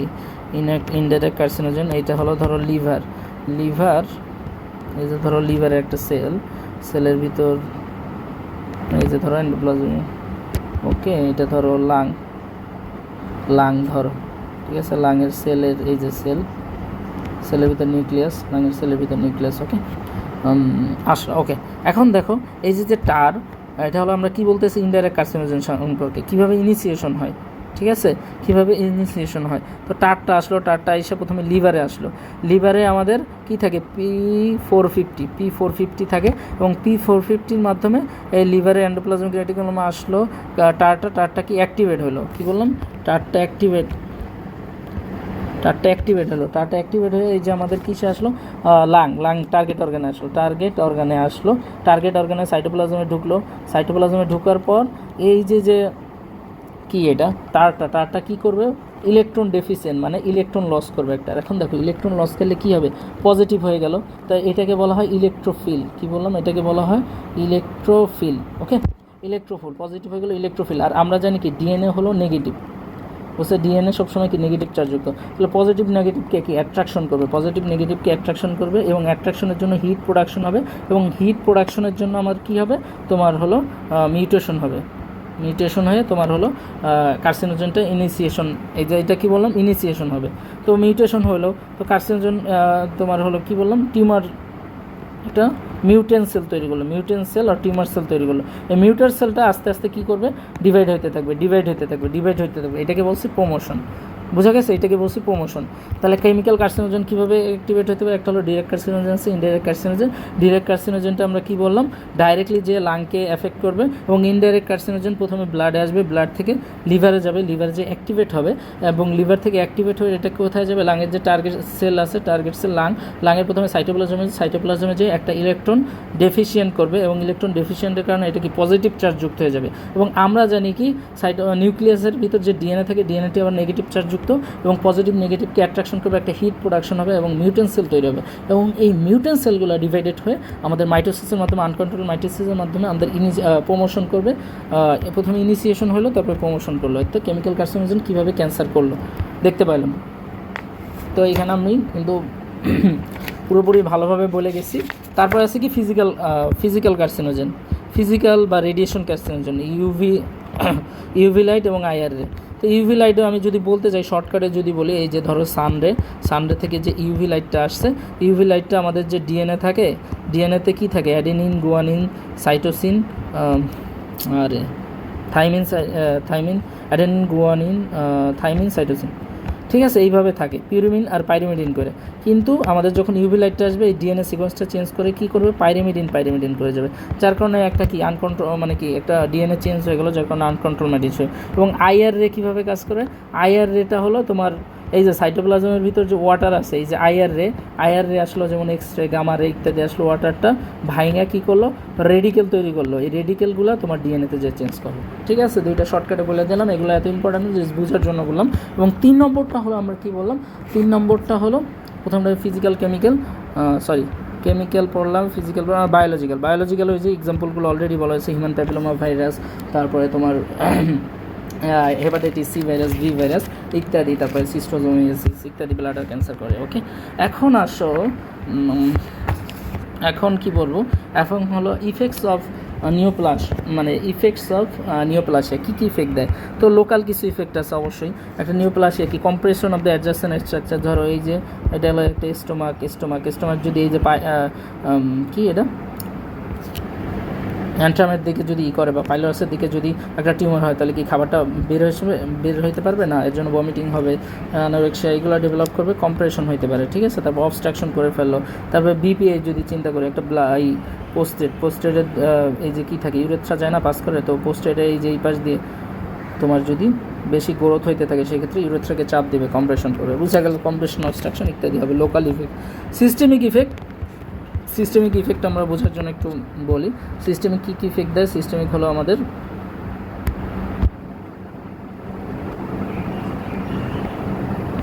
সিস্টেমিক ইফেক্ট, আমরা দেখো systemic effect of local effect তো বললাম, কম্প্রেশন, সিস্টেমিক ইফেক্ট দেখো, সিস্টেমিক ইফেক্টটা একটু বোঝার চেষ্টা করি। সিস্টেমিক ইফেক্ট থাকে ক্যাকেক্সিয়া মানে কি, ওয়েট লস, এক কথা মনে রাখবো, ওয়েট লস। 2 নম্বরটা হলো কি, ফিভার। 3 নম্বরে হলো কি, টিউমার লাইসিস সিনড্রোম, আর হলো কি, প্যারানিওপ্লাস্টিক সিনড্রোম। 4 নম্বরটা হলো কি বললাম, প্যারানিওপ্লাস্টিক সিনড্রোম। এবং তোমার সব থেকে ইম্পর্ট্যান্ট হলো এই দুইটা, টিউমার লাইসিস সিনড্রোম আর প্যারালিসিস। আর প্যারানিওপ্লাস্টিক সিনড্রোম না পারলে তো বুঝোই, ম্যাডামরা অনেক ক্র্যাক করে এবং জিনিসটা মানে পারলে অনেক নাম্বার দেয়, ম্যাডাম খুশি হয়ে যায়। তো ক্যাকেক্সিয়া, তো নর্মালি ওয়েট লস কীভাবে হয়, আমরা যদি চিন্তা করি ক্যাকেক্সিয়া কীভাবে হয়, দেখো একটা নর্মাল ক্যান্সার পেশেন্ট কী হবে, আমরা অলরেডি বলছি ক্যান্সারটা যদি স্টোমাকের ওই কোনো একটা জায়গায় কমপ্রেস করে রাখে, তাহলে খাবারটা কি যাইতে পারবে না তোমার ইন্টেস্টাইনে, তো এর মাধ্যমে কি খাবারটা বের করে দেবে বমি করে, যার কারণে ওয়েট লস হইতে পারে। তারপরে কি, এবং সাইকোলজিক্যাল একটা সিমটম থাকে, অ্যানোরেক্সিয়া, খাইতে চায় না পেশেন্ট, ঠিক আছে, ক্যাকেক্সিয়া হয়। তারপরে কিছু প্রো ইনফ্লামেটরি সাইকেল, যেমন ইন্টারলুকিং IL, ইন্টারলুকিং সিস, TNF, ঠিক আছে, তারপরে ইন্টারফেরন গামা, ইন্টারফেরন গামা এগুলো রিলিজ করে, এবং এগুলো রিলিজ করার জন্য আমাদের কী হয়, মাসেল ওয়েস্টিং হয়, প্রচুর পরিমাণ মাসেল ওয়েস্টিং হয়। ঠিক আছে, এবং মাসেল ওয়েস্টিংয়ের কারণে কিন্তু ক্যাকেক্সিয়া ডেভেলপ করে। 2 নম্বরটা হলো আমাদের ফিভার, ওই যে বললাম টিউমার সেল থেকে আমাদের তোমার কী হয়, মাসেল ওয়েস্টিং হয়, ইনফ্লামেটরি সাইটোকাইন রিলিজ করে, এই যে L1 TNF, এটার মাধ্যমে ফিভার হয়। কীভাবে করে একটু যদি বলি, যেমন ধরো এই যে একটা টিউমার সেল, এই যে ধরো একটা টিস্যু, এই যে ধরো টিউমার সেল আছে। এখন টিউমার সেল যদি অনেক বেশি, আমাদের নর্মালি কী হয়, অ্যানজিওজেনেসিস, ওই যে পড়ছি, টিউমার সেল নিজে সাপ্লাই বানানোর জন্য কি ব্লাড ভেসেল তৈরি করে না, এখান থেকে ব্লাড ভেসেল পাইতে থাকে। ঠিক আছে, ব্লাড ভেসেল পাইতে থাকে। তো মানে কোথায় বেশি ব্লাড ভেসেল, অবশ্যই পেরিফেরিতে ব্লাড ভেসেল বেশি পাবে, এবং ভিতরের দিকে পাবে না, ভিতরের দিকে ব্লাড সাপ্লাই ওরকম একটা পাবে না। তাহলে এইখানে কি নেক্রোসিস ফর্ম করবে না, অনেক বেশি যখন ডিভাইডেড হয়ে যাবে, তখন এই ভিতরের দিকে নেক্রোসিস ফর্ম করবে, নেক্রোসিস থেকেই আমাদের এই যে সাইটোকাইন রিলিজ করে, এবং যার কারণে ফিভার হয়। বোঝা গেছে? তারপরে আমরা যদি বলি টিউমার লাইসিস সিনড্রোমটা কি, টিউমার লাইসিস সিনড্রোম আমরা কি বললাম, একটা ক্যান্সার সেল অনেক বেশি, সেলটা কি হবে, সেলের ভিতর কি থাকে, সেলের ভিতর নিউক্লিয়াস থাকে, নিউক্লিয়াসের ডিএনএ থাকে। ওকে, এই নিউক্লিয়াসের ভিতর কি থাকে, নিউক্লিক অ্যাসিড। তো এটা যদি সেলটা যদি রাপচার হয়, তাহলে কী হবে, নিউক্লিক অ্যাসিড বেড়ে যাবে, এবং নিউক্লিক অ্যাসিড এটাকে বলা হচ্ছে হাইপার ইউরেসিমিয়া। নিউক্লিয়াসে ইউরিক অ্যাসিড থাকে এবং হাইপার ইউরেসিমিয়া অনেক বেশি ইউরিক অ্যাসিড বেড়ে যাবে। এবং আমরা জানি কি একটা সেলের ভিতরে সাইটোপ্লাজমে কী থাকে, অনেক বেশি পটাশিয়াম থাকে, অনেক বেশি। যখন সেলটা ডিস্ট্রাকশন হয়ে যাবে, টিউমার লাইসিস সিনড্রোম, অর্থাৎ সেল ডিস্ট্রাকশন হয়ে গেছে, টিউমারটা লাইসিস হয়ে গেছে, লাইসিস হওয়ার কারণে এই যে পটাশিয়ামটা বের হয়ে যাবে, যার কারণে কী হবে, হাইপার ক্যালেমিয়া, অর্থাৎ পটাশিয়াম বেড়ে গেছে। 3 নম্বরটা কী হবে, তোমার হলো ফসফেট বেড়ে যাবে, হাইপার ফসফেটিমিয়া। কী বললাম, হাইপার ফসফেটিমিয়া। এবং ফসফেটটা আমাদের কিন্তু ব্লাডে যে কী বললাম, ফসফেট PO4 3- ব্লাডে যে ক্যালসিয়ামের সাথে বাইন্ড করে, এবং ক্যালসিয়ামের সাথে বাইন্ড করার কারণে কী হবে, ক্যালসিয়ামের পরিমাণ কিন্তু কমে যাবে। তাহলে দেখছো কী কী পাবো tumour lysis সিনড্রোমে, hyper uricaemia, hyper ফসফেটিমিয়া, তারপর হাইপার ক্যালেমিয়া এবং হাইপোক্যালসিমিয়া। এবং দেখুন এগুলোর কী কী ফিচার নিয়ে হবে, গাউট আসতে পারে, আমরা জানি ইউরেসিমিয়াতে এটা ডেভিডসনের তোমার যদি রিউমাটোলজি টপিক পড়ো তখন এটা বুঝতে পারবো। হাইপার ক্যালেমিয়া কী করবে, অ্যারিথমিয়া করবে, এগুলো তো জানোই। ওকে, আচ্ছা, নাও হলো কি paraneoplastic syndrome, very very important. Paraneoplastic syndrome দেখো, symptoms not caused by direct tumour invasion or metastasis বা tumour secretes substances. Okay, paraneoplastic syndrome, para মানে কি, টিউমারকে আশপাশ, মানে টিউমারের আশেপাশে, বুঝছো, টিউমারের আশেপাশে, নিওপ্লাস্টিক মানে টিউমার, তো টিউমারের আশেপাশে, টিউমার নিজের কারণে, যেমন ধরো আমি যদি বললাম স্টোমাক দিয়ে চিন্তা করি, স্টোমাকের এই জায়গায় একটা টিউমার হয়েছে, নর্মালি কি স্টোমাকের ফিচার দিবে, লোকাল ইনভেশন, আমরা জানি কি লোকাল ইনভেশন করলে স্টোমাকের কিছু ফিচার হবে, অথবা মেটাস্টেসিস হয়ে এটা তোমার কোথায় চলে গেল, বোনে চলে গেল, বা তোমার অন্যান্য জায়গায় চলে গেল, লাঙে চলে গেল, বা লিভারে চলে গেল, ঠিক আছে, তাহলে ওইটার ফিচার দিবে, কি মেটাস্টেসিসের ফিচার দিবে। অথবা এই যে স্টোমাকের এইখানে কিছু হরমোন থাকতে পারে, হরমোনের ফিচার দিবে, কিন্তু এইগুলা না হয় এমন একটা ফিচার দিবে যেইটা তোমার ওই প্রাইমারি টিউমারের সাথে কানেক্টেড না। যেমন আমি যদি এক্সাম্পল দেই, এখানে দেখো এক্সাম্পল দিছে কি হাইপার ক্যালসিমিয়া। এখন হাইপার ক্যালসিমিয়া তোমার কি আছে এখানে, squamous cell carcinoma of the lung. এখন দেখো কই রয়েছে হাইপার ক্যালসিমিয়া, কই রয়েছে squamous cell carcinoma of the lung. তাহলে আমাদের মাথায় রাখতে হবে, squamous cell carcinoma of the lung যখন হয় তখন এরা কি parathyroid hormone like substance secret করতে পারে, ঠিক আছে। এই প্যারাথাইরয়েড হরমোনস লাইক সিক্রেট করার জন্য এখানে কী হয়, হাইপার ক্যালসিমিয়া হয়। তারপরে দেখো small cell carcinoma of the lung, একটা পেশেন্ট আসলো তোমার দ্বারা কুশিন সিনড্রোম নিয়ে, তুমি তো ফিচার দেখে বুঝে গেলাম, মুন ফেস, তারপরে তোমার ইডেমা, একটা হাবিজাবি আছে, ঠিক আছে, কুশিং সিনড্রোম দেখেই তো বুঝতে পারলা পেরিঅরবিটাল ইডেমা, তো যার কারণে বুঝতে পারলে তুমি তো কুশিং সিনড্রোম চিন্তা করবা। তো কুশিং সিনড্রোমের সাথে সাথে তোমার আরেকটা জিনিস কিন্তু small cell carcinoma of the lung আছে কিনা, এর জন্য অনেক সময় তোমার এক্সরেটা করতে দিতেই হয়, মানে কুশিং সিনড্রোম এগুলো নিয়ে আসলেও তোমার একটা এক্সরে করে দিতে হয় যদি suspected small cell carcinoma lung cancer থাকে, ঠিক আছে। তারপরে কি সিয়াদেও তোমার এইখানেও small cell carcinoma the lung হলে আমার যে এডিএস লাইক হরমোন সিক্রেট করে স্মল সেল কার্সিনোমা দ্য লাংয়ের কারণে, এডিএস সিক্রেট করার কারণে আমাদের হাইপোনেট্রিমিয়া হতে পারে। এগুলো বিভিন্ন ধরনের আছে, এগুলো প্যারানিওপ্লাস্টিক সিনড্রোম নিয়ে প্রায় 1 ঘন্টার ক্লাস নেওয়া যায়। তো ওইটাই তো, ওইখানে এত টাইম এখন ওয়েস্ট করবো না। এখন আমরা আসি হলো কিছু বাদ গেছে নাকি আমরা একটু দেখব, তারপরে ওকে আমরা ক্লাসটা আর বড় করবো না বেশি একটা। তো গ্রেডিং অ্যান্ড স্টেজিং এটা ইম্পর্ট্যান্ট, একটা টিউমারকে তোমার মানে কিভাবে ডায়াগনোস করব, গ্রেডিং অথবা স্টেজিংয়ের মাধ্যমে। স্টেজিং করবে কি ক্লিনিশিয়ানরা করে, স্টেজিং অবশ্যই ক্লিনিশিয়ান করবে, আর গ্রেডিং করবে প্যাথোলজিস্ট, মনে রাখতে হবে। তো গ্রেডিং জিনিসটা কি, গ্রেডিং হলো তোমার ডিগ্রি অফ ডিফারেন্সিয়েশন বুঝতে পারে। এখন একটা টিউমার থেকে তুমি কাট করে না দেখতে পাবা এই টিউমারটা কীরকম ডিফারেন্সিয়েশন হয়েছে, তাই না। তো এইটা করবে কে, প্যাথোলজিস্ট ক্লিনিশিয়ানকে এটা করবে না। এই টিউমারটা যখন কাট করবে বায়োপসির মাধ্যমে নিয়ে যাবে অথবা এফএনএসের মাধ্যমে নিয়ে তখন হিস্টোপ্যাথোলজি পাবে, ওরা রিপোর্ট দিবে এটাকে কীরকম ডিগ্রি অফ ডিফারেন্সিয়েশন হয়েছে, গ্রেড 1 to 4, এই যে দেখো গ্রেড 1 থেকে 4 পর্যন্ত ওরকম ডিফারেন্সিয়েশনে র্যাঙ্ক করা হয়েছে, আমরা ডিফারেন্সিয়েশন অলরেডি বলা হয়েছে।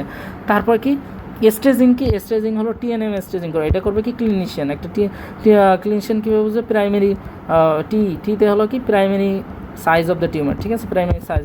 2 নম্বরটা দেখবে কি লিম্ফ নোড ইনভলভমেন্ট হয়েছে কিনা, তো লিম্ফেডেনোপ্যাথি এগুলো পাবে, লিম্ফ নোড ইনভলভমেন্ট। 3 নম্বরটা কী বুঝবে, মেটাস্টেসিস, অন্যান্য জায়গার ফিচার নিয়ে আসছে কিনা, মেটাস্টেসিস, এটা কী করবে, ক্লিনিশিয়ান করবে। টিএনএম স্টেজিংটা কীভাবে, স্টেজিং কি মানে টিউমারটা কত দূর সরাইছে, স্টেজিংটা কি টিউমারটার, গ্রেডিংটা কি টিউমারের কীরকম ডিফারেন্সিয়েশন হয়েছে ওই জায়গায়, এবং স্টেজিং থেকে টিউমারটা কত দূর গেছে। একটা ধরো আমি বললাম স্টোমাকের টিউমার, এটা পাওয়া গেল হলো ব্রেনে, অথবা এটা পাওয়া গেলে তোমার লাঙে, তাহলে এটা কি কীভাবে বুঝবা, এটা extent of the tumour, staging হলো এক্সটেন্ট অফ দ্য টিউমার, এবং এইটা বেশি ভালো, এটা দিয়ে ডায়াগনোস করা হয়। Staging is the most important prognostic factor, অর্থাৎ এটা দিয়ে ক্যান্সার ম্যানেজমেন্ট করা হয়, ঠিক আছে। Okay, last of all diagnosis and tumour marker. Okay, এটা কিন্তু কোশ্চেনে আসে, একদম ভালো করেই আসে, বুঝছো। Diagnosis of the tumour marker. Okay, তো ডায়াগনোসিস কীভাবে করবে, একটা টিউমারকে কীভাবে তুমি ডায়াগনোস করতে পারো। ওকে, তো প্রথমে আমরা কীভাবে ডায়াগনোস করতে পারি, এই লাস্ট টপিক এটা আমাদের। তো এটা ফার্স্ট অফ অল আমরা কী নেব, ডায়াগনোসিস অফ এ টিউমার। আচ্ছা, একটা পেশেন্ট আসলো, পেশেন্টের কী নেবে, অবশ্যই হিস্ট্রি নেবা এবং ক্লিনিক্যাল সাসপিশন, মানে ক্লিনিক্যাল সাসপিশন করবে, অর্থাৎ টিউমারটা কীরকমভাবে বড় হইতেছে, খুব দ্রুত নাকি, তারপরে টিউমারের এই তোমার হলো টিউমারটা কি ইরেগুলার মার্জিনটা কি, মার্জিনে কোনো কালার আছে নাকি, রং ঠং আছে, মানে আছে নাকি, ডিস্ট্রাকশন আছে কি না, এগুলো দেখবে। তারপর এক্সামিনেশন করবে, এক্সামিনেশনকে ওই টিউমারটা এখন তোমার ধরতে হবে। এক্সামিনেশন করলা টিউমারটা কি ওয়েল সার্কামস্ক্রাইব নাকি পুরলি সার্কামস্ক্রাইব, নাকি ওয়েল ক্যাপসুলেটেড না ইনক্যাপসুলেটেড, ঠিক আছে, অথবা তোমার মুভেবল নাকি, মুভ করা যায় কিনা, এটা কি যদি মানে লাইগে থাকে কিনা, এগুলো যে আমরা দেখব। 3 নম্বর আমরা কী করবো, ওই যে বললাম রেডিওলজিক্যাল একটা ইনভেস্টিগেশন দেবো। কেন দেবো, ওই যে আমরা বললাম প্যারানিওপ্লাস্টিক সিনড্রোম আমরা দেখলাম, অথবা লাঙে মেটাস্টাসিসের জন্য কিনা একটা এক্সরে দিয়ে দিব, ঠিক আছে। 4 নম্বর আমরা কী দেবো, ল্যাবরেটরি মেথডে আসো এখন। তো ল্যাবরেটরি মেথডের ফার্স্ট অফ অল প্রথমটা হলো আমাদের কি প্রথমে আমরা কি বললাম, হিস্টোলজিক্যাল মেথড, ঠিক আছে। হিস্টোলজিক্যাল মেথড মানে একটা টিস্যু নিব, কী বললাম, ওই টিউমার থেকে কি পুরো টিস্যু নিয়ে যাব, টিস্যু নিব, এটার টিস্যু নেওয়া হয় কিসের ভিতরে রাখা হয়, প্যারাফিন অথবা ফ্রোজেন সেকশন মেথড, দুইভাবে করা হয়, প্যারাফিন আর ফ্রোজেন সেকশন। তো প্যারাফিন কী করে দেখো, একটা হিস্টোলজিক্যাল মেথড আমি যদি নর্মালি বলি, একটু চিন্তা করো, একটা টিস্যু তুমি টিউমার এক জায়গায় টিউমার হয়েছে, টিউমার থেকে কিছু টিস্যু নিছো, টিস্যুটা কী করতে হবে, ফার্স্ট অফ অল ওই টিস্যুটা তোমার ফিক্স করতে হবে। যদি ফিক্স না করো তাহলে কি ওই যে টিস্যু আছে, টিস্যুটা নষ্ট হয়ে যাবে। ফিক্স করবো আমরা কীভাবে, এই প্যারাফিনের মেথডটা বলতেছি। প্রথমে কি ফিক্সেশন করবো আমরা 10% ফরমালিন, ঠিক আছে, 10% ফরমালিন। তো প্রসেসিং করার মাধ্যমে তারপরে কি স্টেইন করা লাগবে, একটা স্টেইন দেওয়া লাগবে ওই স্লাইডে রাখার জন্য, স্টেইন করে দেবো, ঠিক আছে। তারপরে মাইক্রোস্কোপিকে দেখবো, ঠিক আছে। আর ফ্রোজেন সেকশনটা এটা 2 থেকে 3 দিন লাগে করতে, আর ফ্রোজেন সেকশন 10 মিনিটে করা লাগবে এবং এটা অনেক বেশি দামি। তো ফ্রোজেন সেকশনটা আমরা কি ইন্টারঅপারেটিভ ডিসিশন জানবো, আমাদের খুব তাড়াতাড়ি ডিসিশন জানা লাগবে, আমরা এটাকে অপারেশন করবো বিনাইন না ম্যালিগন্যান্ট জানার জন্য। তো সেই ক্ষেত্রে আমরা ফ্রোজেন সেকশন মেথড করবো। 2 নম্বরটা হলো আমাদেরকে সাইটোলজিক্যাল মেথড। কি বললাম, সাইটোলজিক্যাল মেথড। দেখো, সাইটোলজিক্যাল মেথড দুইভাবে, একটা হলো কি এক্সফোলিয়েটিভ আর একটা হলো এফএনএসি। সাইটোলজিক্যাল মেথড এখানে বুঝাই যেতেছে, সাইটো মানে সেল স্টাডি করবো, এক্সফোলিয়েটিভ মানে কি একটা নর্মাল শেডিং হতে পারে, যেমন ধরো আমি বললাম কি কার্সিনোম অফ সার্ভিক্স, ওইখানে নর্মাল যে শেডিং আছে ওই শেডিংটা ব্রাশ দিয়ে নিয়ে আসবো, তারপরে তোমার হলো দেখবো হিস্টোপ্যাথোলজিতে। ফাইনাইডাল অ্যাসপিরেশন সাইটোলজি, যেমন থাইরয়েডের একটা টিউমার আছে, তাহলে ওটা কি দেখা যাচ্ছে। ফাইনাইডাল অ্যাসপিরেশন সাইটোলজি কোথায় করে, যেখানে নোডিউল ফর্মেশন করে আছে টিউমারগুলো, তো ইজিলি নেওয়া যায়। তো ফাইনাইডাল অ্যাসপিরেশন সাইটোলজি মাধ্যমে ওই টিউমারটা কী করবো, অ্যাসপিরেশন করবো, তারপরে লিকুইড অ্যাসপিরেশন করে স্লাইড বানিয়ে দেখবো হিস্টোপ্যাথোলজিতে। এটাও বুঝতে পারছো, এই মেথডগুলো অলরেডি জেনারেল প্যাথোলজিতে বলা হয়েছে, এর জন্য জাস্ট এখন খালি মানে বইলা যাইতেছি নর্মালি, ঠিক আছে। এখন ফাইনাল এফএনএসি করবে না বায়োপসি করবে, বায়োপসি কিন্তু অনেক টাকা খরচ হয়, ঠিক আছে।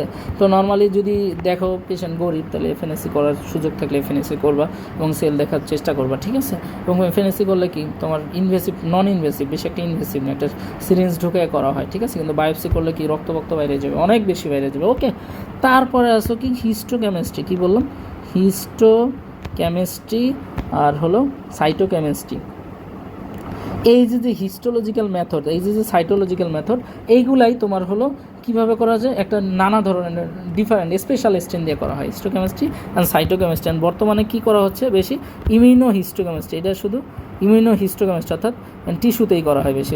এই ক্ষেত্রে কী হয়, এই ক্ষেত্রে হলো তোমার ইমিউন মানে কি অ্যান্টিবডি দিয়ে হলো তোমার টিস্যুতে কোনো আছে কি না, ঠিক আছে, কোনো ক্যান্সার সেল আছে কিনা, এটা দিয়ে এইটুকু জানলেই হবে, এটার অনেক ডিটেলস আছে। এই টিস্যুতে অ্যান্টিবডি দিয়ে আমাদের হলো টিস্যুর ভিতর কোনো ক্যান্সার সেল আছে কিনা এটা ডিটেক্ট করা হয়। 5 নম্বর কি ইলেকট্রন মাইক্রোস্কোপি, কী বললাম, ইলেকট্রন মাইক্রোস্কোপি। 6 নম্বরটা কি হলো ফ্লোসাইটোমেট্রি। 7 নম্বর কি মলিকুলার ডায়াগনোসিস, বর্তমানে এটা অনেক বেশি চলতেছে, মলিকুলার ডায়াগনোসিস, যেমন পিসিআর, এগুলো নাম শুনে থাকবে, ফ্লোরেসেন্ট ইন সিটো হাইব্রিডাইজেশন ইত্যাদি। তারপরে 9 নম্বর এটা একটু বলবো, টিউমার মার্কারটা লাগবে। টিউমার মার্কার কি biochemical indicators of the tumour. কি বায়োকেমিক্যাল ইন্ডিকেটার্স বলতে গেছে, বায়োকেমিক্যাল মানে এটা হলো ব্লাডে থাকবে, অনেকে ভাবে কি টিউমার মার্কার মানে কি সেল থেকে নেওয়া হবে, ওরকম কিছু না। ব্লাডে এই টিউমার সেল, ধরো এই টিউমার সেলটা কী করবে, ব্লাডে কিছু হরমোন অথবা এনজাইম, কিছু প্রোটিন এগুলো রিলিজ করবে, এগুলো দেখে আমরা মানে বুঝতে পারি এখানে ক্যান্সার থাকতে পারে, জাস্ট বুঝতে পারি। কারণ যেমন ধরো আমি যদি বলি একটা প্রোস্টেট স্পেসিফিক অ্যান্টিজেন, প্রোস্টেট ক্যান্সারে আমাদের হলো এই ক্যান্সার থেকে আমাদের প্রোস্টেট স্পেসিফিক অ্যান্টিজেনটা তোমার ব্লাডে যখন টেস্ট করবো প্রোস্টেট অনেক বেশি পাবো। কিন্তু এটা হলো তোমার নর্মাল যদি বিপিএইচও হয় সেই ক্ষেত্রেও আমরা প্রোস্টেট স্পেসিফিক অ্যান্টিজেন বেশি পাবো। তারপরে যদি প্রোস্টেটটা তোমার হয় জাস্ট প্রোস্টাটাইটিস মানে ইনফ্লামেশন হয় সেই ক্ষেত্রে আমরা পিএসএ পাবো। অর্থাৎ এটা কোনো স্পেসিফিক না, কি বললাম স্পেসিফিক না, এটা জাস্ট স্ক্রিনিং করলাম, থাকতে পারে ডায়াগনোসিস। স্ক্রিনিং আর ডায়াগনোসিসের ভিতর পার্থক্য আছে। ডায়াগনোসিস মানে কি তুমি শিওর হলে এই ক্ষেত্রের ভিতর ক্যান্সার আছে, কিন্তু স্ক্রিনিং মানে কি তোমার এটা থাকতে পারে, নর্মাল হেলদি ইন্ডিভিজুয়ালে থাকতে পারে এবং ইসেও থাকতে পারে, জাস্ট একটা অ্যাজাম্পশন নিলাম। তাহলে টিউমার মার্কারগুলো কী আছে, টিউমার মার্কারগুলোর এক্সাম্পল কিন্তু ভেরি ইম্পর্ট্যান্ট এবং এটা আমাদের পরীক্ষা আসে এবং আসেই, ভালোই আসে। তো টিউমার মার্কারগুলো আমাদের কীভাবে হেল্প করবে, হেল্প টু ডায়াগনোসিসে হেল্প করবে, নট তারপরে কি প্রগনোসিস দেখতে হেল্প করবে। ধরো তোমার একটা ব্রেস্ট ক্যান্সার কারো একজনের হয়েছে, তো ওইখানে প্রথমে দেখলা কি ব্রেস্ট ক্যান্সারের যে টিউমার মার্কার হলো BRCA1। তো BRCA1টা আমরা যখন ব্রেস্ট ক্যান্সার থাকতে পরীক্ষা করছি অনেক বেশি পাইছি, কিন্তু যখন টিউমারটা কাটিয়ে ফেলা হয়েছে তারপরে দেখলা যখন প্রগনোসিস করতে আসলো তখন বা তোমার টিউমার কাটে নাই, ধরো নর্মাল ছোটো একটা টিউমার আছে, পরবর্তীতে দেখলা BRCA1টা কমে গেছে আগের থেকে, তাহলে সেই ক্ষেত্রে ভাবলো কি প্রগনোসিস ভালো, বোঝা গেছে প্রগনোসিসটা ভালো। টিউমার মার্কারের কিছু এক্সাম্পল আছে যেগুলো জানাই লাগবে, যেটা বললাম কি কার্সিনোনিক এমব্রায়োনিক অ্যান্টিজেন, এটা আবার মোটামুটি স্পেসিফিক আছে, কোলন ক্যান্সারে থাকে।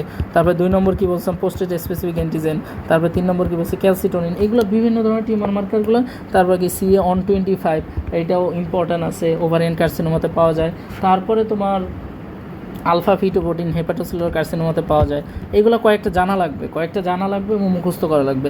আশা করি ক্লাসটা ভালো লাগছে এবং ক্লাসটা তোমার হলো একদম ভালো ক্লিয়ার দেখার জন্য ইউটিউবে যাইতে হবে। ইউটিউবে ক্লাসগুলো অনেক সুন্দরভাবে থাকে এবং প্রত্যেকটা লেখাগুলো, এবং আমি যেটা বললাম ভিজুয়ালাইজেশনের সাথে পড়তে হবে, তোমার পড়াটা লং টার্ম নিতে হবে। তুমি যদি মনে করো তুমি এখন পড়া জাস্ট গিলে ফেলবা, এটা জাস্ট তোমার জন্য, তুমি অনার্স পাও যা পাও ওই অল্প পড়া দিয়ে তুমি যখন FCPS বা MRCP ইত্যাদি দিবা তখন কিন্তু তুমি বুঝতে পারবে এই জিনিসগুলোর মর্মতা, এবং যখন 5th ইয়ারে বুঝবা তুমি তখনই বুঝতে পারবা। তখন দেখবা কেউ হয়তো অনেক অল্প পড়ে তোমার ভালো অ্যান্সার করতেছে, কারণ জাস্ট বেসিক নলেজ। এবং যেটা বললাম যে এটার মাধ্যমে সিস্টেমিক প্যাথোলজি কিন্তু তোমার 30% কভার হয়ে যাবে, বুঝতে পারছো, 30% প্রায় কভার হয়ে যাবে, কারণ ওইখানে অনেক বেশি টিউমার আছে, অনেক বেশি ক্যান্সার আছে। ঠিক আছে, বোঝা গেছে? এবং ক্লাসটা ভালো লাগলে অবশ্যই আমার যে ইউটিউব চ্যানেল ওটাতে সাবস্ক্রাইব করে রাখবা। আর আরও যদি অন্যান্য ক্লাস যেটা বুঝতে অসুবিধা সেটা আমাকে জানাইতে পারো। ওকে, তো এইটাই। আল্লাহ হাফেজ, সবাই ভালো থাকবে।